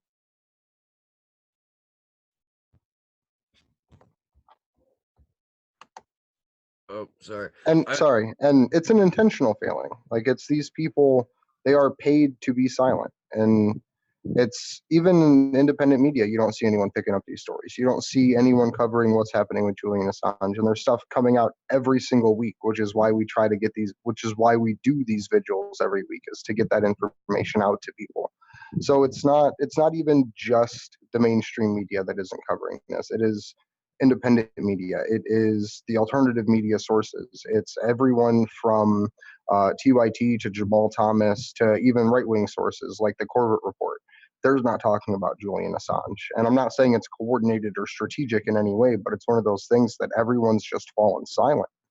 And we really need to keep that voice big and keep it going. So that way, when they do go to try to make that next move in February, we have people in place to respond in kind. And I think that's something that's really important, is we are in an era of global tyranny.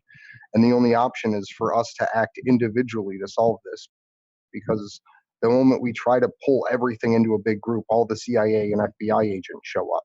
But if it's you and a couple of your friends, or just you out putting up signs, passing out flyers, talking to your community, that's how you can make the difference, because you can't be infiltrated, you can't be demoralized. If you're literally just walking around hanging up signs, it eventually turns into the point where you just say, wow, that would be a really cool place to try to get a sign up on. So the more we act and spread this message, the more it actually becomes important to the rest of the country. And So we have, while- I mean, we've hit up, pretty much everyone that we could think of in progressive media. And because of scheduling and whatnot, like there are still people that, we'll be bringing onto the show that we haven't had on yet. But if you're noticing a particular lack of a content creator or two, it's not for lack of trying. I can promise you that much. And with that said, one more time, I'd like to thank Jason Carney and people in 99% for streaming this on their Facebook channel. Niko House is streaming this on his channel, and Anonymous Bites Back is streaming this on their channel. So big thanks to those folks. We really appreciate it. And yeah, Christy, Yeah. you want So to... while we were kind of in the vein of talking about the spying that happened in the embassy, I want to bring up that today in Quito, Ecuador, there was actually a private hearing where Ecuador was supposed to be giving up hardware devices from the embassy to U.S., basically into U.S. custody. So if you remember a few months back when Christian Hofferson was in London trying to go to the embassy to get his basically WikiLeaks materials, equipment, trying to get back in there, and they refused to allow him in, and really get any access to Julian Assange's possessions. So now here we're having some movement on these devices. We're told there's hardware, hard drives, excuse me, maybe some phones. Not quite sure. We have a lot of details on this. But what do you guys think about this, as far as, do you think there are anything on there that the US can really use, or that they might try to plant and accuse Assange of having to introduce more charges? See, I think he is too intelligent to allow something to be on his servers and on his electronics. So if we do find something, or if the police or whoever's investigating this does find something, I absolutely believe that it's planted there. And that is not being a conspiracy theorist. They do this, invest in police. Oh, stream went down. Yeah, our internet is still down. We are back now, though, as soon as that little bit ended. All right. Right? Man, Well, we've been getting the treatment tonight. I'd like to take this opportunity to say hello to the NSA agent that is tasked with monitoring the stream. Hey. I hope by the end of this we have. We still need a nickname for him. Yeah, man, we do. Yeah. Hey, chat crew, please help us name our NSA agent. What's your favorite NSA? Free action for Assange wristband to the winner. Yeah, you can get one of these. Can you guys Action tell for us if we Assange. are? Can the chat tell us if we are up? Yeah, that's a good idea. I'm not seeing it up. We're glitching. It says we're up. But yeah, it says we're up. Yeah, no, we spike up to like 620-ish kilobyte or megabytes per second, and then it just cuts us out at the knees and drops us back down to 25, and I pay for like 250. So it's fun watching how they fuck with everything. But Can I reiterate that point though? If it went down and they couldn't hear it, just because I think it's important. Yeah, absolutely. Okay, so basically what we were talking about was if we think that Assange has anything to worry about as far as his electronics and his servers being confiscated. And I think all of us agree on this, and we say that we do not think that there's anything on there that they are going to find, because Assange is very careful and he's extremely intelligent. He wouldn't be as careless as to leave vital information on these electronics. His main priority has always been to protect his sources and his information, and to be very, again, protective and secretive when it comes to an upcoming leak, and that's just good journalism. So I do not think at all that there's something on there. However, I do think there is a potential and possibility for investigators to be planting evidence on those devices. And that is not being a conspiracy theorist at all, because this happens all the time. It really does. Like Investigators do 17 this intelligence. frequently. We knew that there was a chance he was going to be arrested because Assange himself knew he was going to be arrested and had told people that when he was starting to get visitors in those last few weeks, that's what he feared. So I really think you're right, Taylor. I don't think he would have allowed anything to be remaining on these devices. And if there is anything that comes out as some big spoiler of information that the US draws up from this, I think it's going to be very well planted from the US. Yeah, it's like how 17 intelligence agencies were mildly confident that Russia did something. And it was all based on a report from the DNC giving a private corporation their servers, that corporation taking an image, destroying the servers, redacting the report, and turning it over to the United States government. So if it's handled anything like the Russia investigation, we'll know it's basically complete bullshit. So we do have Dak is back with us.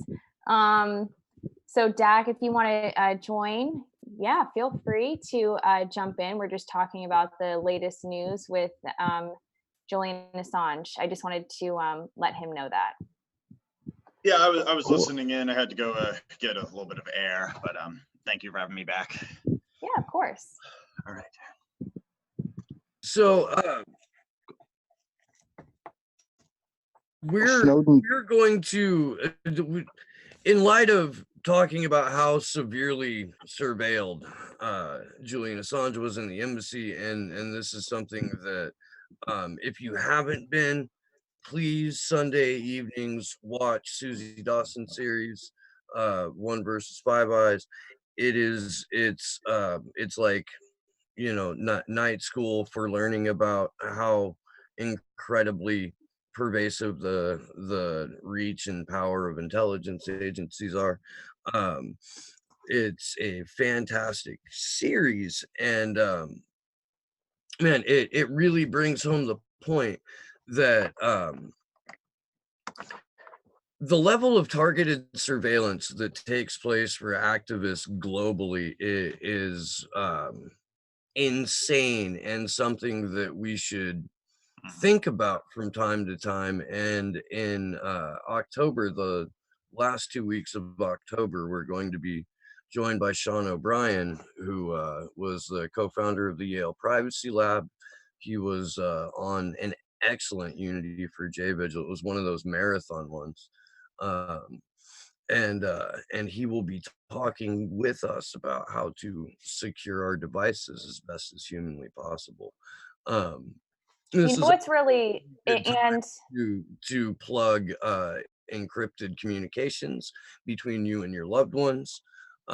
We recommend Signal and Wire.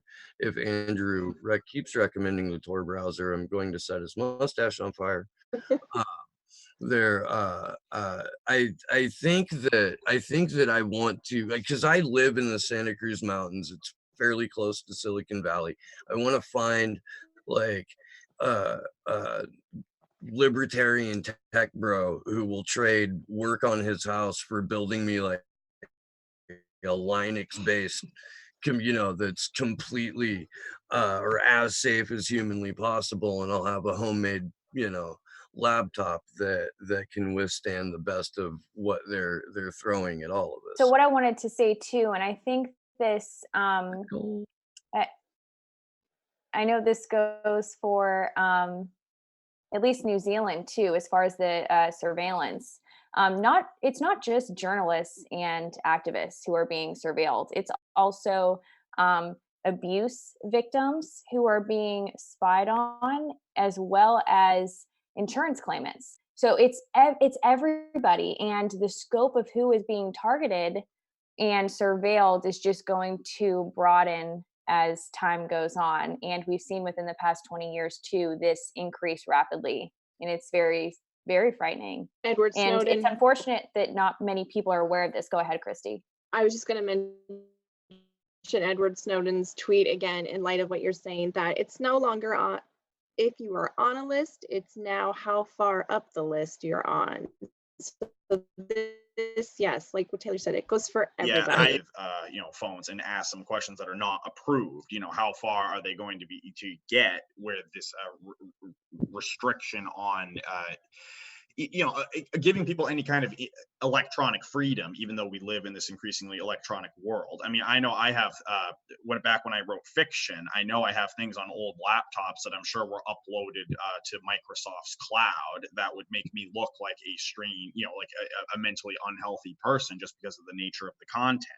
And that can be used against you at some point in the future, if not in a court of law, in some kind of public relations campaign to smear you, like we see with Assange. And they do that with absolutely anybody, and they'll do it for absolutely any reason.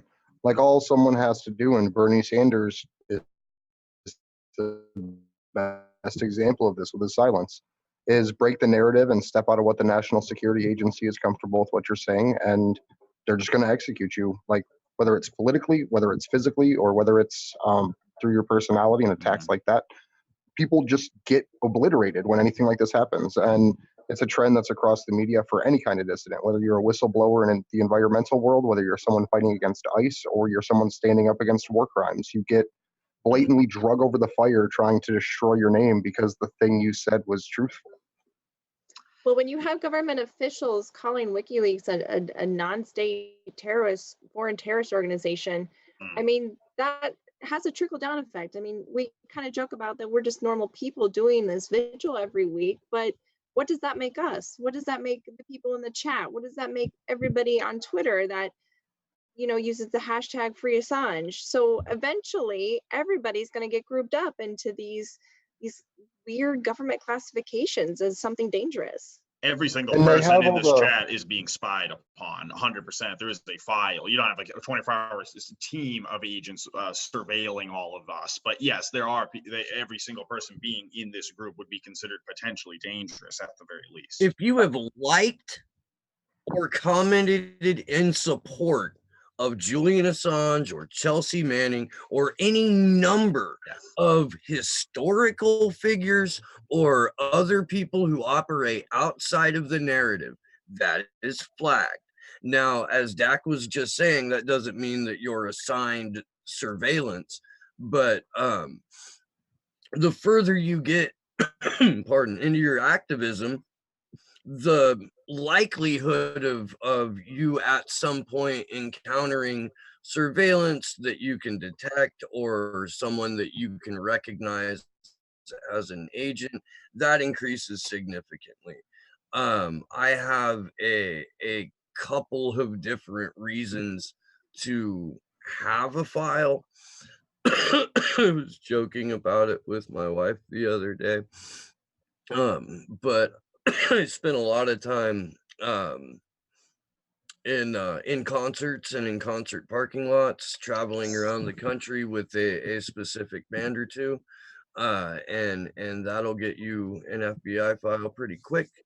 I first got my head split open by the police at the WTO protests in 1994. I've been at this shit for a little bit. So this is something that I go into completely eyes open, and so I do want to. I'm happy to do it because there just aren't enough of us, and if we can promote decentralized activism enough on this show, and if we can get to the point where, as Dak said, we become irrelevant, that's a successful project. Mm-hmm.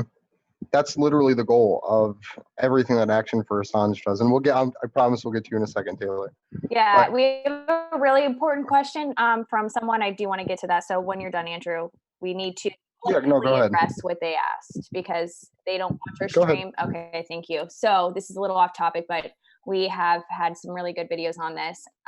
They are asking us specifically at Action for Assange. This is from Ashford, someone. I can't remember the last name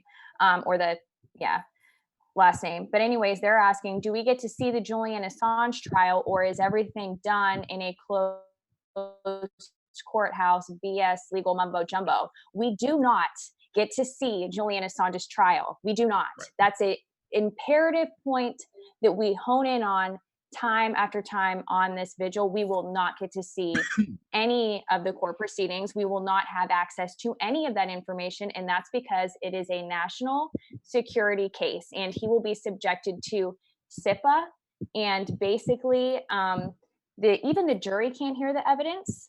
Media, of course, can't be there, and Julian won't even be able to communicate with his attorneys in private, and much of his own evidence won't be able to be brought into court. We have an entire video about this. It is very, very interesting. We interviewed John Kiriakou, who was tried in the Eastern District Court of Virginia, which is the same court that is charging Julian Assange, and where his case will be heard if he is extradited. Many other whistleblowers have also been tried in that court, and it's called the espionage court because anybody who has been charged with espionage in that court has been convicted. So we have an entire video on that. It is very interesting, and I will put it in the chat. I'll link to it so you guys can check it out after the stream. And I'll open it up to my co-host to add more to that. But do you see why I wanted to get to that question? Yes. This is okay. This is the same general area where Chelsea Manning and Jeremy Hammond are now being held. They're kind of gathering all the people that they either missed or still have in custody related to earlier drops from WikiLeaks, and bringing them all over to the Eastern District of Virginia. The jury will be comprised of people who are related to or closely associated with members of the intelligence community. As Taylor was saying, and as John Kiriakou has said, Assange's defense team won't be allowed access to the evidence being used against him. This will all be done in the dark. There will only be whatever leaks the judge wants to provide, which she has done historically, and they will all be spun however she wants to spin them. And it's worth noting too that judge typically saves or somehow nabs these cases. So it's the same judge that has been doing all of these espionage cases in the Eastern District of Virginia. And let's not forget, as Chris Hedges observed, that by the time he, quote, shuffles into court, he will have likely gone through so much psychological torture that he will be effectively useless in preparing his own defense anyway, even if he did have materials. That's the part of the story that I don't really like to talk about too much because it makes me nauseous. But that is we're already seeing that. We're already seeing that. John Shipton, his dad, has talked to numerous times, and even today has said he's suffering from anxiety. He's lost significant amount of weight. He's still in the healthcare ward in Belmarsh, but it'll get 10 times worse over here in the American Empire. It'll be far more significant, far more sophisticated, as a matter of fact. Yeah, we know what Chelsea Manning went through in her trial in 2013, and so I'm imagining we'll expect the same, if not worse, for Julian. I want to make a point though that hopefully brings a little lift to what we're talking about. The wonderful thing about Julian Assange, about WikiLeaks, about Chelsea Manning, about Jeremy Hammond, if you look one source away from the official talking points, you have almost immediate and unfettered access to the reality of the situation. It is incredibly easy to debunk all of the Assange smears. Caitlin Johnstone did a brilliant article of that title that you should all read if you haven't. But it is one of those things that is just so undeniably eye-opening if you take an approach of, or if you can convince someone to take the approach of, Have you ever tried reading the website? Have you ever looked at a story that wasn't written by an outlet that's owned by one of 6 corporations? Have you ever Googled something in WikiLeaks? Not Googled, Yeah. but have you ever used the search Yeah. function in WikiLeaks? Because you can find anything and it's fun. Like to go in there and just type in a politician's name and see what pops up is one of the greatest things, or someone involved in business or a corporation or a country, because there's leaks on absolutely everybody. But do we want to get into talk about Snowden's book and how he kind of portrayed Assange in that? Do we want to move on to that part now? Yes. I was reading a little bit of the it was on Mint Press News, the article that came out wherein Snowden was. Yes, and I don't pretend to know Assange personally, so I'm not going to say that he's never had a character flaw in his entire life, but at the same time, Snowden's fascination with Assange's character is interesting, to say the least. When Assange had his last appearance on Belmarsh show, the last time he did free work for Belmarsh before he sold him out, Assange suggested that Snowden had become more vocally critical of WikiLeaks in an attempt to get a pardon from then President Obama. That can't be the influence here, because there's no way that Donald Trump would use a presidential pardon on him. He's too busy pardoning real patriots like Joe Arpaio. But at the same time, I don't know why Snowden feels the need. Yeah, that was sarcasm. I don't know why he feels the need to harp on that point when the work that WikiLeaks is doing is, by his own admission, the more relevant factor here. So I can't I can't claim to know the inner working of Ed Snowden's mind. I can't. But it comes across, especially in that Mint Press article and the excerpts that they printed, and I don't know if that's the totality of it either. But from those snippets and from what Ed has said in regards to Julian Assange over the last few years, it reeks of self-preservation. And you're right, it's not like Donald Trump is going to pardon him, but it's not like Donald Trump is going to be president forever. It's not like he can't sit and run a couple of companies out of Moscow and do a TYT interview, or beam in to a mainstream outlet and give an interview. And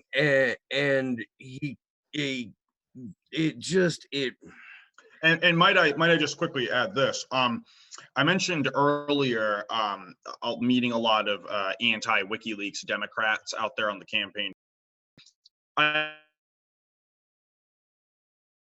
Say for that fantastic little advertisement there to remind us they're here. But back to where you were at, Dak. Sorry. No, it's fine. Just on the campaign trail, I met quite a few people who had said that Democrats who said that they supported Snowden, but they did not support Assange. I'm guessing it's because the whole conflict has been reduced to the DNC leaks of 2016, and going up against Hillary Clinton somehow makes Assange persona non grata for the rest of his life. Publishing detrimental information about Hillary Clinton apparently is enough to warrant you a life sentence in these people's creative moral imaginations. Well, that was the cardinal sin that Tulsi Gabbard committed, was stepping down as DNC vice chair and pointing to she didn't even use the word rigged, but pointing to the debate schedule as unfair, or however she put it. That was it, man. She got a letter from like 40 Democrats bitching her out about her. It was wild. No, if you go against the machine, there's a price to pay, and people like Seth Rich have paid the ultimate price for that. But So there is something in this article I thought was a little interesting, more towards the second half You wanna is, pull it up? I'll pull it up. sure. So I have not read Ed Snowden's book quite yet, but there is a point that he's trying to make almost a division between Sarah Harrison and WikiLeaks, and I thought that was very interesting. I And agree with you. trying to make so if you don't know, Sarah Harrison went to be in person with Ed Snowden after WikiLeaks decided to help him get to a safe location. She really sacrificed a lot. I don't think she was able to go back to London after that. I think she's been in Berlin and other parts of Europe since then. And so there are parts apparently of Ed Snowden's book where he tries to almost paint a picture of her being almost a renegade against the WikiLeaks, even though WikiLeaks as an internal structure worked together to move Ed Snowden. And initially they were trying to get him to Latin America, but he ended up stopping and being stopped in Moscow. So I thought that was very interesting that there was, it felt like a wedge was trying to be driven between Sarah and WikiLeaks, and not sure where that's coming from or the benefit of that. Yeah, I agree. I noticed that too. Again, like Christy, I have not read the book, but I've read the Mint Press article, and the author of that article clearly points to there being a division between the two, or at least Snowden trying to create a division between the two. And Sarah Harrison was not able to return back to London after that because of Schedule 7, a terrorism a piece of legislation that her attorneys advised her that it was in her best interest to not return, because she would therefore be subjected to questioning where she would have to answer questions that she obviously would not want to answer. So she did risk a lot. But he is, I guess, very, thankful for her, and he expresses that in the book. And of course, he should be. I mean, she basically, saved his life, you could say. But he does, try to create that division. And he also, according to the article, he also mischaracterizes Assange as well. Even it goes back to the precise online names. And you could read it for yourself to really get into that. It's very interesting. But he does try to kind of, mischaracterize that. And then also, I think he does provide some misinformation about leaking in particular that I thought was interesting, or at least who has the authority to tell the public what they should and should not know. Assange and WikiLeaks believe that it's the whistleblower and it's up to them, whereas Snowden was more on the side of it's up to the journalists to decide what the public has the right to see. And that distinction was mentioned also on that. I've watched that last interview between Belmarsh and Julian Assange many times, where Belmarsh pointed out that Snowden's thing was more about privacy and Assange's was more about transparency, and those two are kind of at loggerheads, which was actually an interesting point. It's probably the only intelligent thing Belmarsh ever said. But Assange pointed something else out that's relevant, which is that Edward Snowden published one piece of information, which was obviously extremely important for all of us to know about, but he has not published anything since then. So I don't know that he should be seen as the ultimate final authority on this. And furthermore, the people who cite Snowden in order to defame Assange, they were not particularly supportive of Snowden back in the day when he first released his information either. It's only now that he can be used as a weapon against Assange that suddenly everybody is in love with Snowden. And I'll say this real quick too. There has been a direct and coordinated effort to pit Julian Assange and Edward Snowden against each other, and the people that are more comfortable supporting Ed Snowden against the people who are supportive of Julian Assange, certainly, but of transparency specifically. See, And I this think spun a something few different too. ways too. This imaginary feud between Julian and Ed Snowden. We've seen it kind of go both ways. I think the QAnon narrative is painting Snowden as some sort of traitor and Julian the hero. He's an And then angel. we get the opposite. So there's lots of different moving parts on trying to make this more than it is. And I think The Intercept also locked away the rest of the Snowden records. I think they released some, they wrote some articles, and then said, well, the public doesn't need to see the rest of this. So there's millions upon millions of pieces of information revealed by Edward Snowden that have never actually been revealed.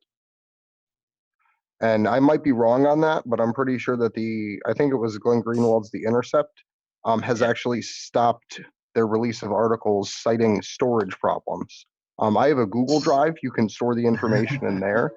I'd like to open it up to The Intercept if they want to find a I place think to it's host important it. The Intercept's attempt to depict themselves as to remain as an independent source of journalism is getting just a little bit old. It's obvious that they're trying to go the way of the Young Turks to be an even more pseudo-intellectual version of that. They had some good stuff back in the day. Pierre Omidyar's always been shady, and James Risen, at least the last several years, has just been turning out garbage piece after garbage piece. I was actually about to bring him up about the whole Russiagate thing, and now he's pivoted onto the Ukraine gate Ukraine thing, and it's fucking ridiculous because his whole thing was, oh, I spun it a completely different way when it broke down, and nobody believed my propaganda back then. But look, read my propaganda now. It will codify whatever bias you may currently have about this situation. So let's resurface this piece of garbage propaganda and present it as James Risen is fucking Kreskin. No, man, and 3 sources now have been burned because of that guy. So I want to make, before we do move on here, I do want to say, though, it's important to remember that if that information, the Snowden documents, say if he were to leak to WikiLeaks in full that information, we would have had access to. Move on. I'm sorry, I just had to. I just wanted to address that. Do we want to move talk on. about the newfound love for whistleblowers in the mainstream? Yes. Yeah. Because that Well, kind we're of talking about transitions well with whistleblowers. Gate. So look, real quick, I want to echo and repeat myself, but echo Caitlin Johnstone's article. If you work for the CIA, and the thing that you're blowing the whistle on is not the crimes committed by the CIA, you're not doing a it wrong. whistleblower. Huh? I was going to say you're doing it wrong. You're not a whistleblower. You are an agent who is doing their job for the CIA, attached to the White House in a coveted rotation. Yeah, you just fucking blow, basically. The Ukraine Gate scandal is an attempt to put a defibrillator to Joe Biden's cadaver of a campaign, because it allows us to see poor Joe as the victim in Trump's nefarious mustache twirling with Mr. Zelensky. But what the brain-dead American media fails to point out is that good old Joe threatened to withhold $1 billion in aid to the Ukrainian government unless they fired the general prosecutor for reasons unknown. So I don't understand how anybody thinks that, oh, Trump didn't collude with Russia, but this time we got him with the Ukraine business. I mean, he's going to be colluding with my friggin' condo association before his term is up. I mean, it is just the way they keep shrinking their standards over and over again. It is freaking humiliating. And Joe Biden just fucking brags about it. He's like, yeah, I told him, if you don't fucking fire that guy, we're not paying you $1 billion and I leave in 6 hours. Yeah. Call the president. I hope Trump did threaten to withhold the $450 million in military aid. Wouldn't it be fantastic if we did not give military aid at all? That would be a step in the right direction. A regime started with neo-Nazis. Like, I think that's the big thing to point out there, too, is the Ukrainian government was founded by a neo-Nazi uprising in Ukraine. That we funded. The Obama administration funded them. That we funded. So to rein this back in just a little bit, what we're seeing now are these Democrats, people on the left, who now suddenly are standing for whistleblowers and really want whistleblowers to be treated well in America. And as we all know, because we've been watching this for so long, that is a complete double standard. It's only when it suits them, when they like what they have blown or who they have blown the whistle on or whatever they are revealing, then they want to support them and favor them, of course. But it should go both ways. You should support whistleblowers no matter what they're revealing. This again goes back to this tribalism we have in this country and how we're so attached to political parties and political identities to the point where we can't stomach to hear information that may go against our own candidates that we may have once favored or our own political party that we identify with. That's a real problem, and we are not going to progress as a country if we cling to this. So I hope to see more people be able to kind of open themselves up, and I think that we may be able to do that. I hope, Dak, with what you revealed, because I think people are disappointed about. And to throw Bernie. a really hard dissenting opinion in here, I don't think the answer to the problems that we're facing is a Council on Foreign Relations member. That's a really controversial thing to say, but I don't think the person that was formally in power within the Democratic National Committee, that was inside of the Council on Foreign Relations, can just be excused of all that. And I think that's something that we, as the people in the know and the people that understand these situations more intimately than the American public, have to be honest with ourselves about. Because no one's coming to save us. There's no superhero going to come in and save the day and pull all the fascists out of our government. Like, that's our job. Like, that's why we're here. That's why you're watching this stream, and that's why we're doing it, is because there's literally a global fascist invasion happening around the world right now, and it takes people like us, the normal average man, to stand up and push back. And that's real quick, that just, it resonates so well, and it ties in that you need to stop making heroes out of politicians. We are not going to vote or legislate our way out of an oligarchy. That doesn't happen at the ballot box. There has to be a mass mobilization of people demanding their goddamn representation.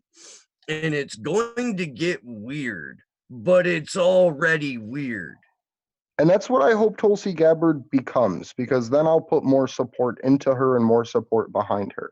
Because that's the one thing that Bernie Sanders didn't do, is turn this desperate desire to rid our country of corruption and of like just the nefarious actors that have stripped away everything that is literally protected in this country, like privacy, like the ability to speak freely. And I hope that she'll stand up as someone that doesn't end her campaign and then runs again in 4 years. I hope she's someone that will build this movement to get people to line up outside the halls of power. So I think she has a lot of room to grow, but I think she needs to look at her campaign more as, I'm getting the people in the streets than I'm getting myself into office. She also did flip. We saw that weird video that came out on 9/11, but we've spoken about that before. But also too, now she is favoring impeachment when she was very vocally against it, because she said it's going to distract us. Dak, I know you have a point. Go ahead. Sorry, I just wanted to say that having gone to her campaigns more times, or rallies more times than I care to admit, she did actually talk about the impeachment thing tonight. This is just some context I want to put in here, because I do not support her call for the impeachment inquiry. It's the second word that's important here, and that's just why I wanted to interject, is because she claims she's supporting just an impeachment inquiry, which is separate from what Schiff was talking about, where he was saying we need to basically go chop Trump's head off right now. You're right. Thank you for making that clarification. Yes. So all I wanted to say on that point is I do disagree with her on the call for an inquiry in and of itself, but she did repeatedly say that this needs to be extremely focused. It cannot deviate at all to the left or to the right. We have to be focused only on the specific details, and it needs to be done swiftly, because presumably she doesn't want it to be Russiagate part deux. I mean, I'm not a Tulsi apologist by any means. I just want to put that context out there. And I think something that's important too, that she has a lot of ability to do with the upcoming debates in Ohio on the 15th and 16th is if impeachment comes up, she can answer with Julian Assange. She can answer with the genocide in Yemen. She can answer with all of these things that aren't necessarily that. And I think that's important because if they bring up impeachment and she doesn't pivot to one of these other bigger issues, it's sad because President Trump over this Ukraine thing is literally innocent. Like it's the dumbest thing in the entire world. But out of it, if there is any glimmer of hope, it is that someone can say Julian Assange's name on a national fucking stage. I don't know that she will, though, to be honest with you. She's given such little time as it is, and with this next debate, she's going to be given maybe 90 seconds total. So yeah, I mean, I don't think she's going to have the opportunity to talk about Assange on the debate stage, and they certainly won't poll all the candidates just because she mentions it. Right, and I think so. With the debates too, they're actually here in Ohio. They're just outside of Columbus. Oh, So lucky you. All of the Ohio people that watch the show, that have been involved with the show, I'm going to try to get them organized for like basically some action events that Sunday and then Monday and then Tuesday, the first day of the debate, and hopefully Tuesday night, just to get a bunch of people out there literally covering that entire city with signs. So as these candidates drive in, they have no choice but to see Julian's name put in their faces. So yeah, I'll be working with you on that. And Andrew and I definitely want to get some of our friends and other activists in our area to really do this because this is a huge opportunity. And I think we could really, really do some great things. And again, when we work together, we're stronger. But I do want to hand it over to Christy because somebody in the chat. One more quick thing on that though.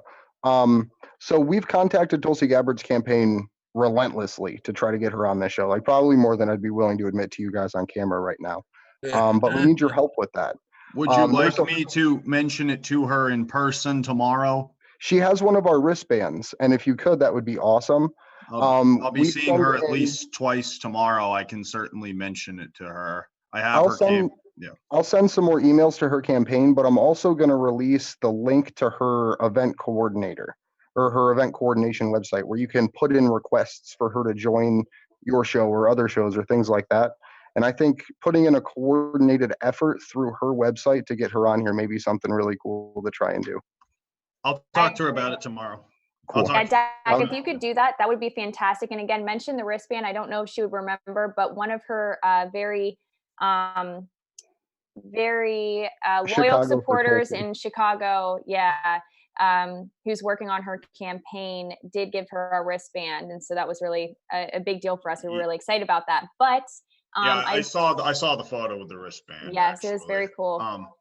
Well, she actually she knew about the Bernie video before I uploaded it. Or before we had our show here tonight. I told her about it. So, I mean, she knew I was coming on the show to do that. I don't know how much she really thought about it, but like, I can certainly talk to her about that first thing tomorrow morning. Thank you. That would be awesome. And because we do always want to educate people on Julian's case, because we do want to provide people with factual information because they really can't get it elsewhere. Niall Flanagan asked, is Julian getting the opportunity to look over his case with his lawyer prior or before this next court date? Christy, I know that you were able to get some more information on that if you want to answer his question. Okay, sorry, I was on mute. You can go to defend.wikileaks.org and there are actual prison updates. And the latest one is from September 30th. And basically it just said there have been no noticeable changes to Julian Assange's prison conditions or treatment since his bail sentence ended on September 22nd. And we knew before that he's had very limited access to his lawyers. And we've talked about multiple times on the show that they can't even bring documents into him, that they have to be posted to the mail. And as we knew, as of a few weeks ago, mail had been stopped. It has now started to be delivered to him. I believe his father said today he received 500 letters that had been held up. So many of you I know have been writing to him and wondering if you're going to get a response or even if he's receiving them. And so hopefully he is up to maybe responding to some of them, but he remains in effective solitary confinement within the healthcare ward, spending 21 to 23 hours in his cell every day and with controlled moves. Every time guards move him from cell to appointment or outside exercise, means the corridors are cleared and prison goes on lockdown when he is moved. So that's our latest update. And yeah, if you have questions and really want to know the source of how to get those updates, defend.wikileaks.org is the perfect place to look for updates on his health, and really no news and no changes. And I believe John Shipton was echoing that this morning too. Yeah, thank So you, I think Christy. the thing with his letter, I do want to make one quick point here for people that are watching through Niko's channel that are, saying that they do enjoy this show and they look forward to the next one. We are always on Wednesday evenings at 10 p.m. Eastern Standard Time. That is U.S. time. And we always have a show just providing the latest updates on Julian Assange and anything related to activism and whistleblowing. So if you are interested, you can catch us on our channel and also follow us for more information on @action_4Assange. Go ahead, Andrew. yeah. So I wanted to talk a little bit about the letters. I actually didn't know that they held Julian's mail and that they weren't giving him the letters to go in, because that's a super interesting point. And I think it's something that's actually that I see that, like, I've witnessed now that I know that is being used not only to fuck with Julian, but to fuck with his supporters as well. I know people of mine that, or friends of mine that have met him personally and that were used to talk with him on Twitter all the time, and used him as almost a way to seek validation for what they were doing, to know that they were at least moving in the right direction and getting like an attaboy or a nod or a virtual high five, so to speak. And with them gagging Julian from even being able to receive those letters to respond in writing, it really negatively impacts the community of activism and of the people directly close to him, because they lose that voice. And I think that that's why we need to pressure independent media so much harder to cover this, because something as simple as getting Julian his letters when he's in jail, if one of the big creators ran a piece, gave out the code where you can file a complaint against Belmarsh and said, hey, let the prison know that you give a fuck that Julian's not getting his letters, that's something we can solve very quickly. It may not solve the entire problem that this situation's facing, but a little bit of coverage on these issues from medium to large size creators can create such a big impact. And let's also not forget that withholding mail compounds the psychological torture that we know has been going on, because the UN Rapporteur for Torture, Nels Milzer, came out and told us, and is a very impassioned words behind his reporting. And the fact that this guy isn't being front and center on even independent media channels. Right? Like, I would rather have human civilization have to be rebuilt because of climate change than live in a civilization that figured it out but got rid of all free speech and political dissidents. Like, as horrible as that is to say, defending our right to know and protect ourselves against the government and stop war crimes from happening comes before we demand that this government solves problems like climate change and healthcare. Because How if you're are we supposed to discuss those things if we don't have a free press or a free speech? Like all the problems in the world and all the shit that's going on in the world, it doesn't matter if we can't talk about it, if we can't print it. At that point, you're basically reduced to Socrates' allegory of the cave, in which you're just guessing at the meanings of shadows. Hey, that's really interesting. You know that Plato's Cave. I do. I've read way too much Plato. Seeking the truth. Yeah. But Nietzsche was better than Plato. But anyway, this is the point here, is that the best we can do is come up with suppositions, but we're just fumbling around dark alleys and not making any kind of actual progress.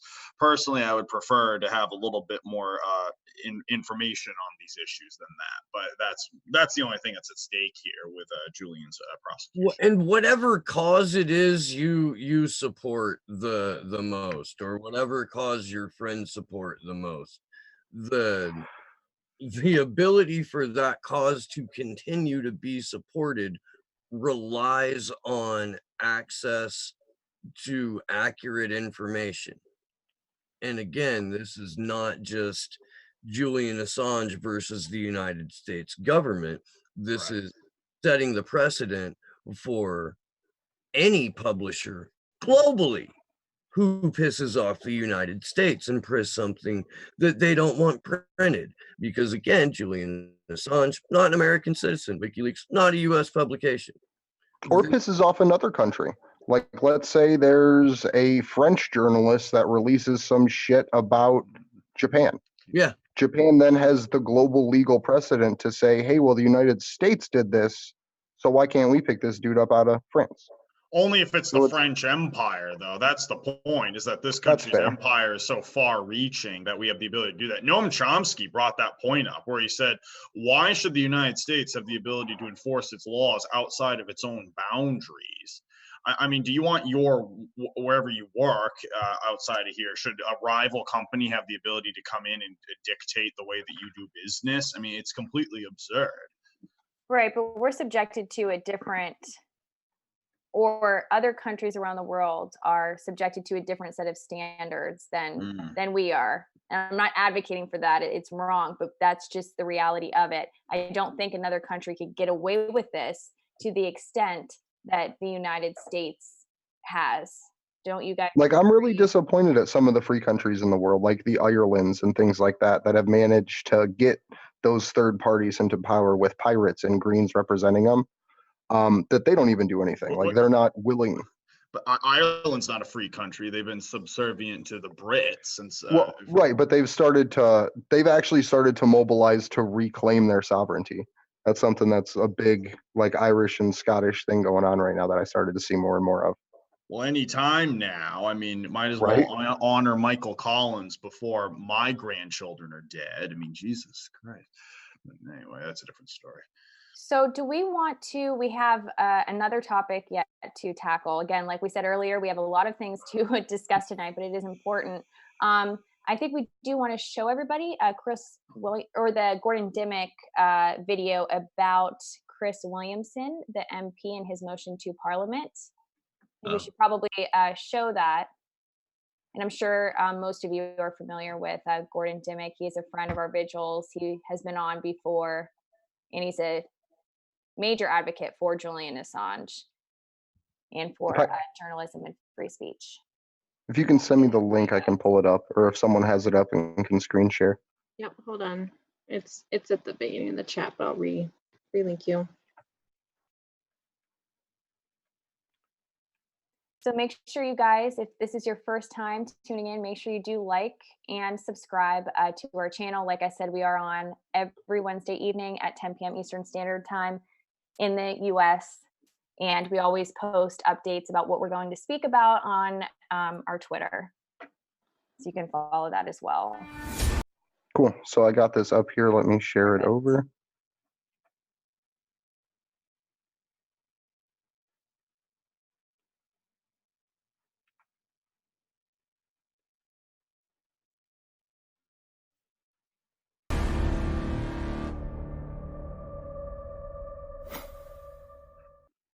Hi everyone, I want to say a big thank you to everybody who came to the Assange rally at Belmarsh prison the weekend that I covered. Thank you very much for all your efforts, and thank you for everybody who was spreading the word on Twitter and doing all they could from home. And talking about all they could from home, if you can't make it to any rally.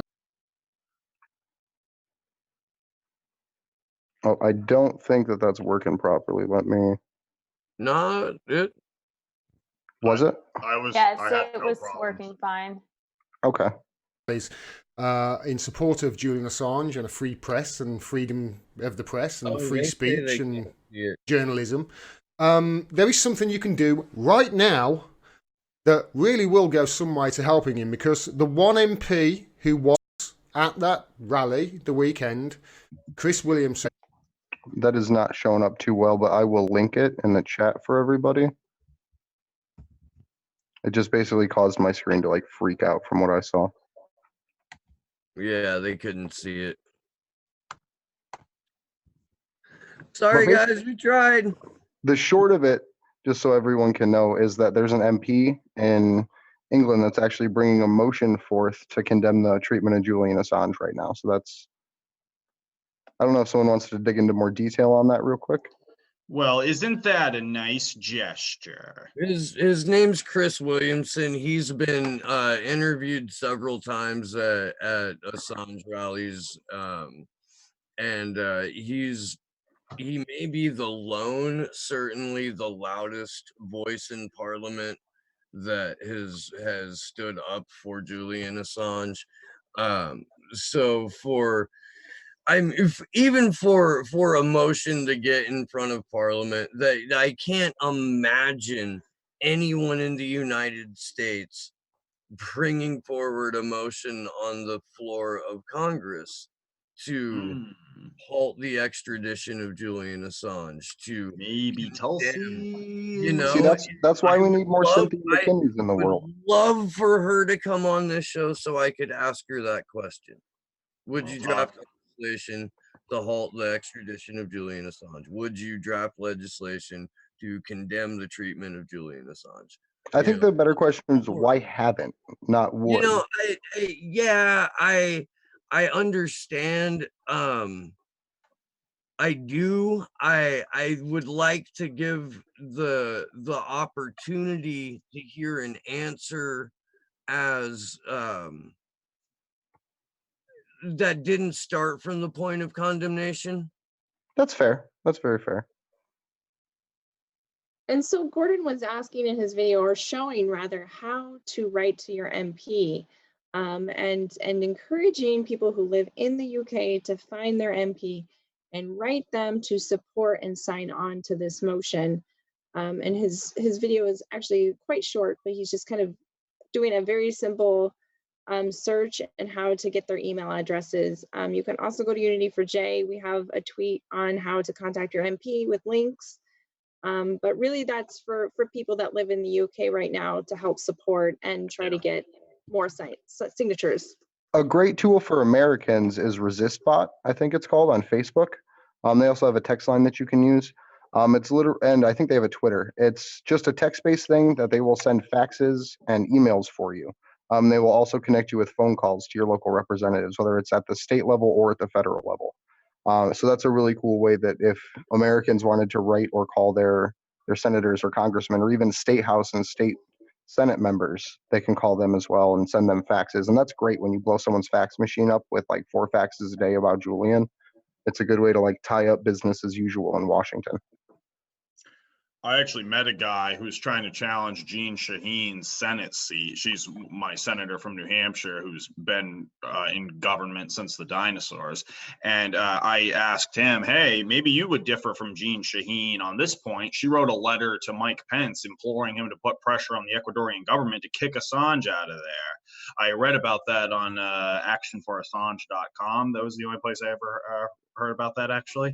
But he said no. He said he does not support Julian Assange because he thinks that, you know, we have to be very careful about how we're releasing information to the public and so on and so forth. So conversation didn't go anywhere, but I tried. And I think Noam Chomsky called that the problem with liberal democracies.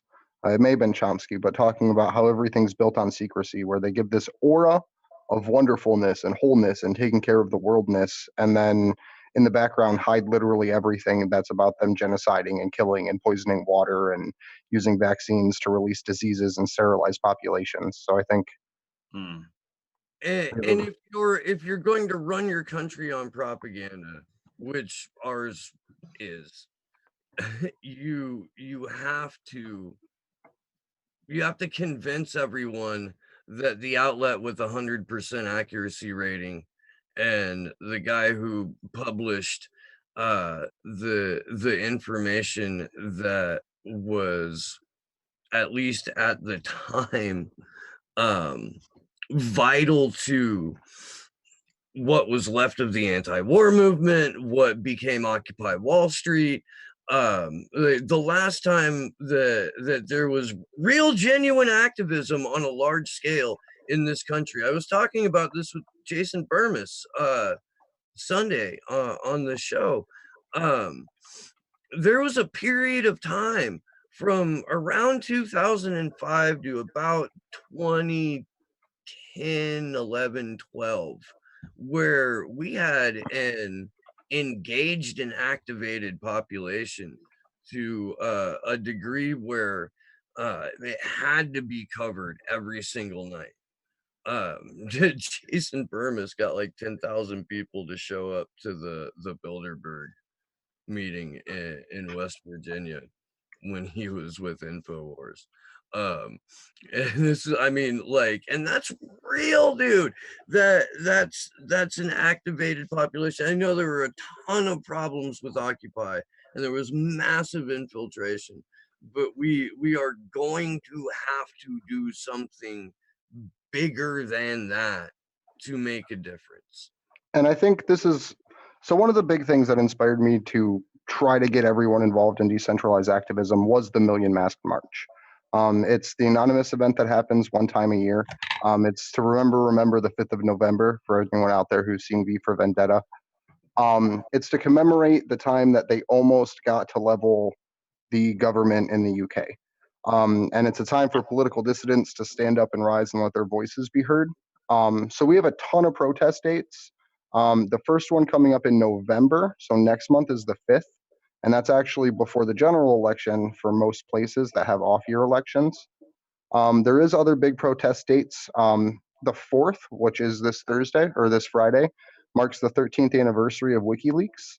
And the 11th marks the 6-month date from when Julian Assange was taken out of the embassy and into the Ecuador and out of the embassy and into Belmarsh prison.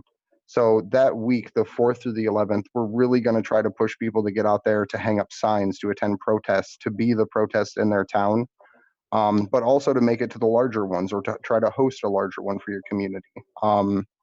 And then the other dates would be like the 13th through the 15th for the DNC rally. Let's try to make it a national thing. Everyone has local media outlets. If you go there and start hanging up signs around them the same time that we have people out by the DNC's debates hanging up signs, then it's something that we can try to make headlines with and force that into the national conversation. And at the very least, we can try to make headlines with it throughout progressive media. Because right now there's a big problem with the 24-hour news cycle, and every major and minor progressive outlet and independent outlet gets caught up in that and deals with the horse and pony show instead of just trying to construct the truth of what's behind the scenes and what's actually going on. So I think trying to pressure everyone to cover these events in the independent media as well as to create and participate in them is one of the most important things that we can do. So October 4th through the 11th, the 13th through the 15th, and the 5th of November are the big dates that I have right now for upcoming protests. And New Hampshire has a huge Assange supporter by the name of Placille. You can follow her on Twitter. I'm sure she'll be involved in all of that. So she and I will coordinate. We've met several times. So cool. Oh, that's great. So I do think that is all we have for news updates tonight. But before we do all go around and close out and let everybody know where they can find us, I want to open it up to the co-hosts. If anybody has any last thoughts they want to give right now, or any updates of anything that's going on. I guess not. All right, well, I want to once again, or maybe Andrew does, I could see his face. No, there's just a correction.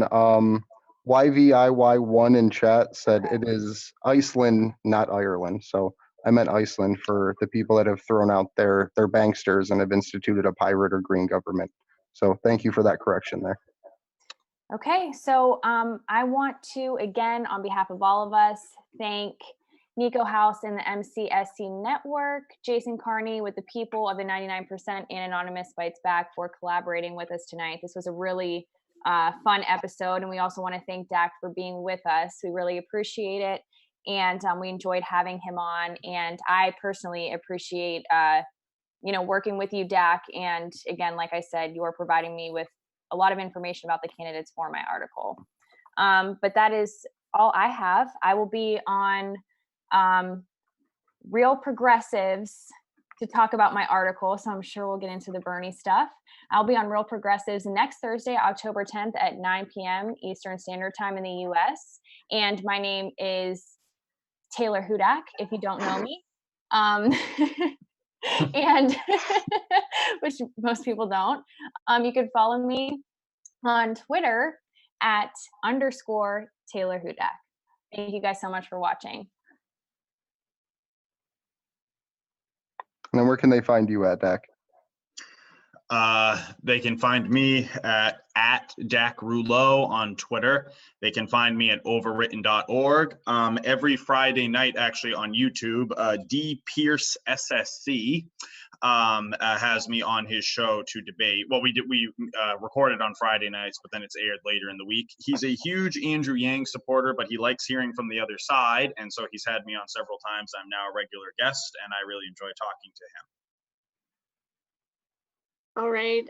Thank you, to everybody who let us broadcast. This was a really cool episode to get more viewers in. We hope you will like and subscribe and share our show because we're on every Wednesday night. Thank you, Dak, for turning my Twitter suspension into something productive and getting Bernie's answer and letting us premiere it here live. And you can follow me at ChristyMKD84 and follow me at Unity4J. I help run that account. If you have any actions you're taking in the month of October, tag us, tag me. Let us help you promote it on Twitter. Cool. You can find me on Twitter at Andrew Zigman. And then you can find us over at action_4 Assange and also action4assange.com. That's where I try to post all the stuff coming up about the different protests and things. So check it out on there. I have the Million Mask March location up, and I'm going to get the UAW one up here soon as well. All right, and if you're seeing me for the first time, again, I'm Steve Poikinen. I host a show called Slow News Day. I provide news and interviews with truly independent media. It is not a commercial for your favorite duopoly politician, nor will it ever be. If I criticize someone in the duopoly, it's because they know. I want to thank everyone who has participated in this with us tonight, and that's everyone who's watching as well. We really appreciate you. Much love to my co-hosts and everyone who participated in the chat. And thank you very much. You guys have a good evening.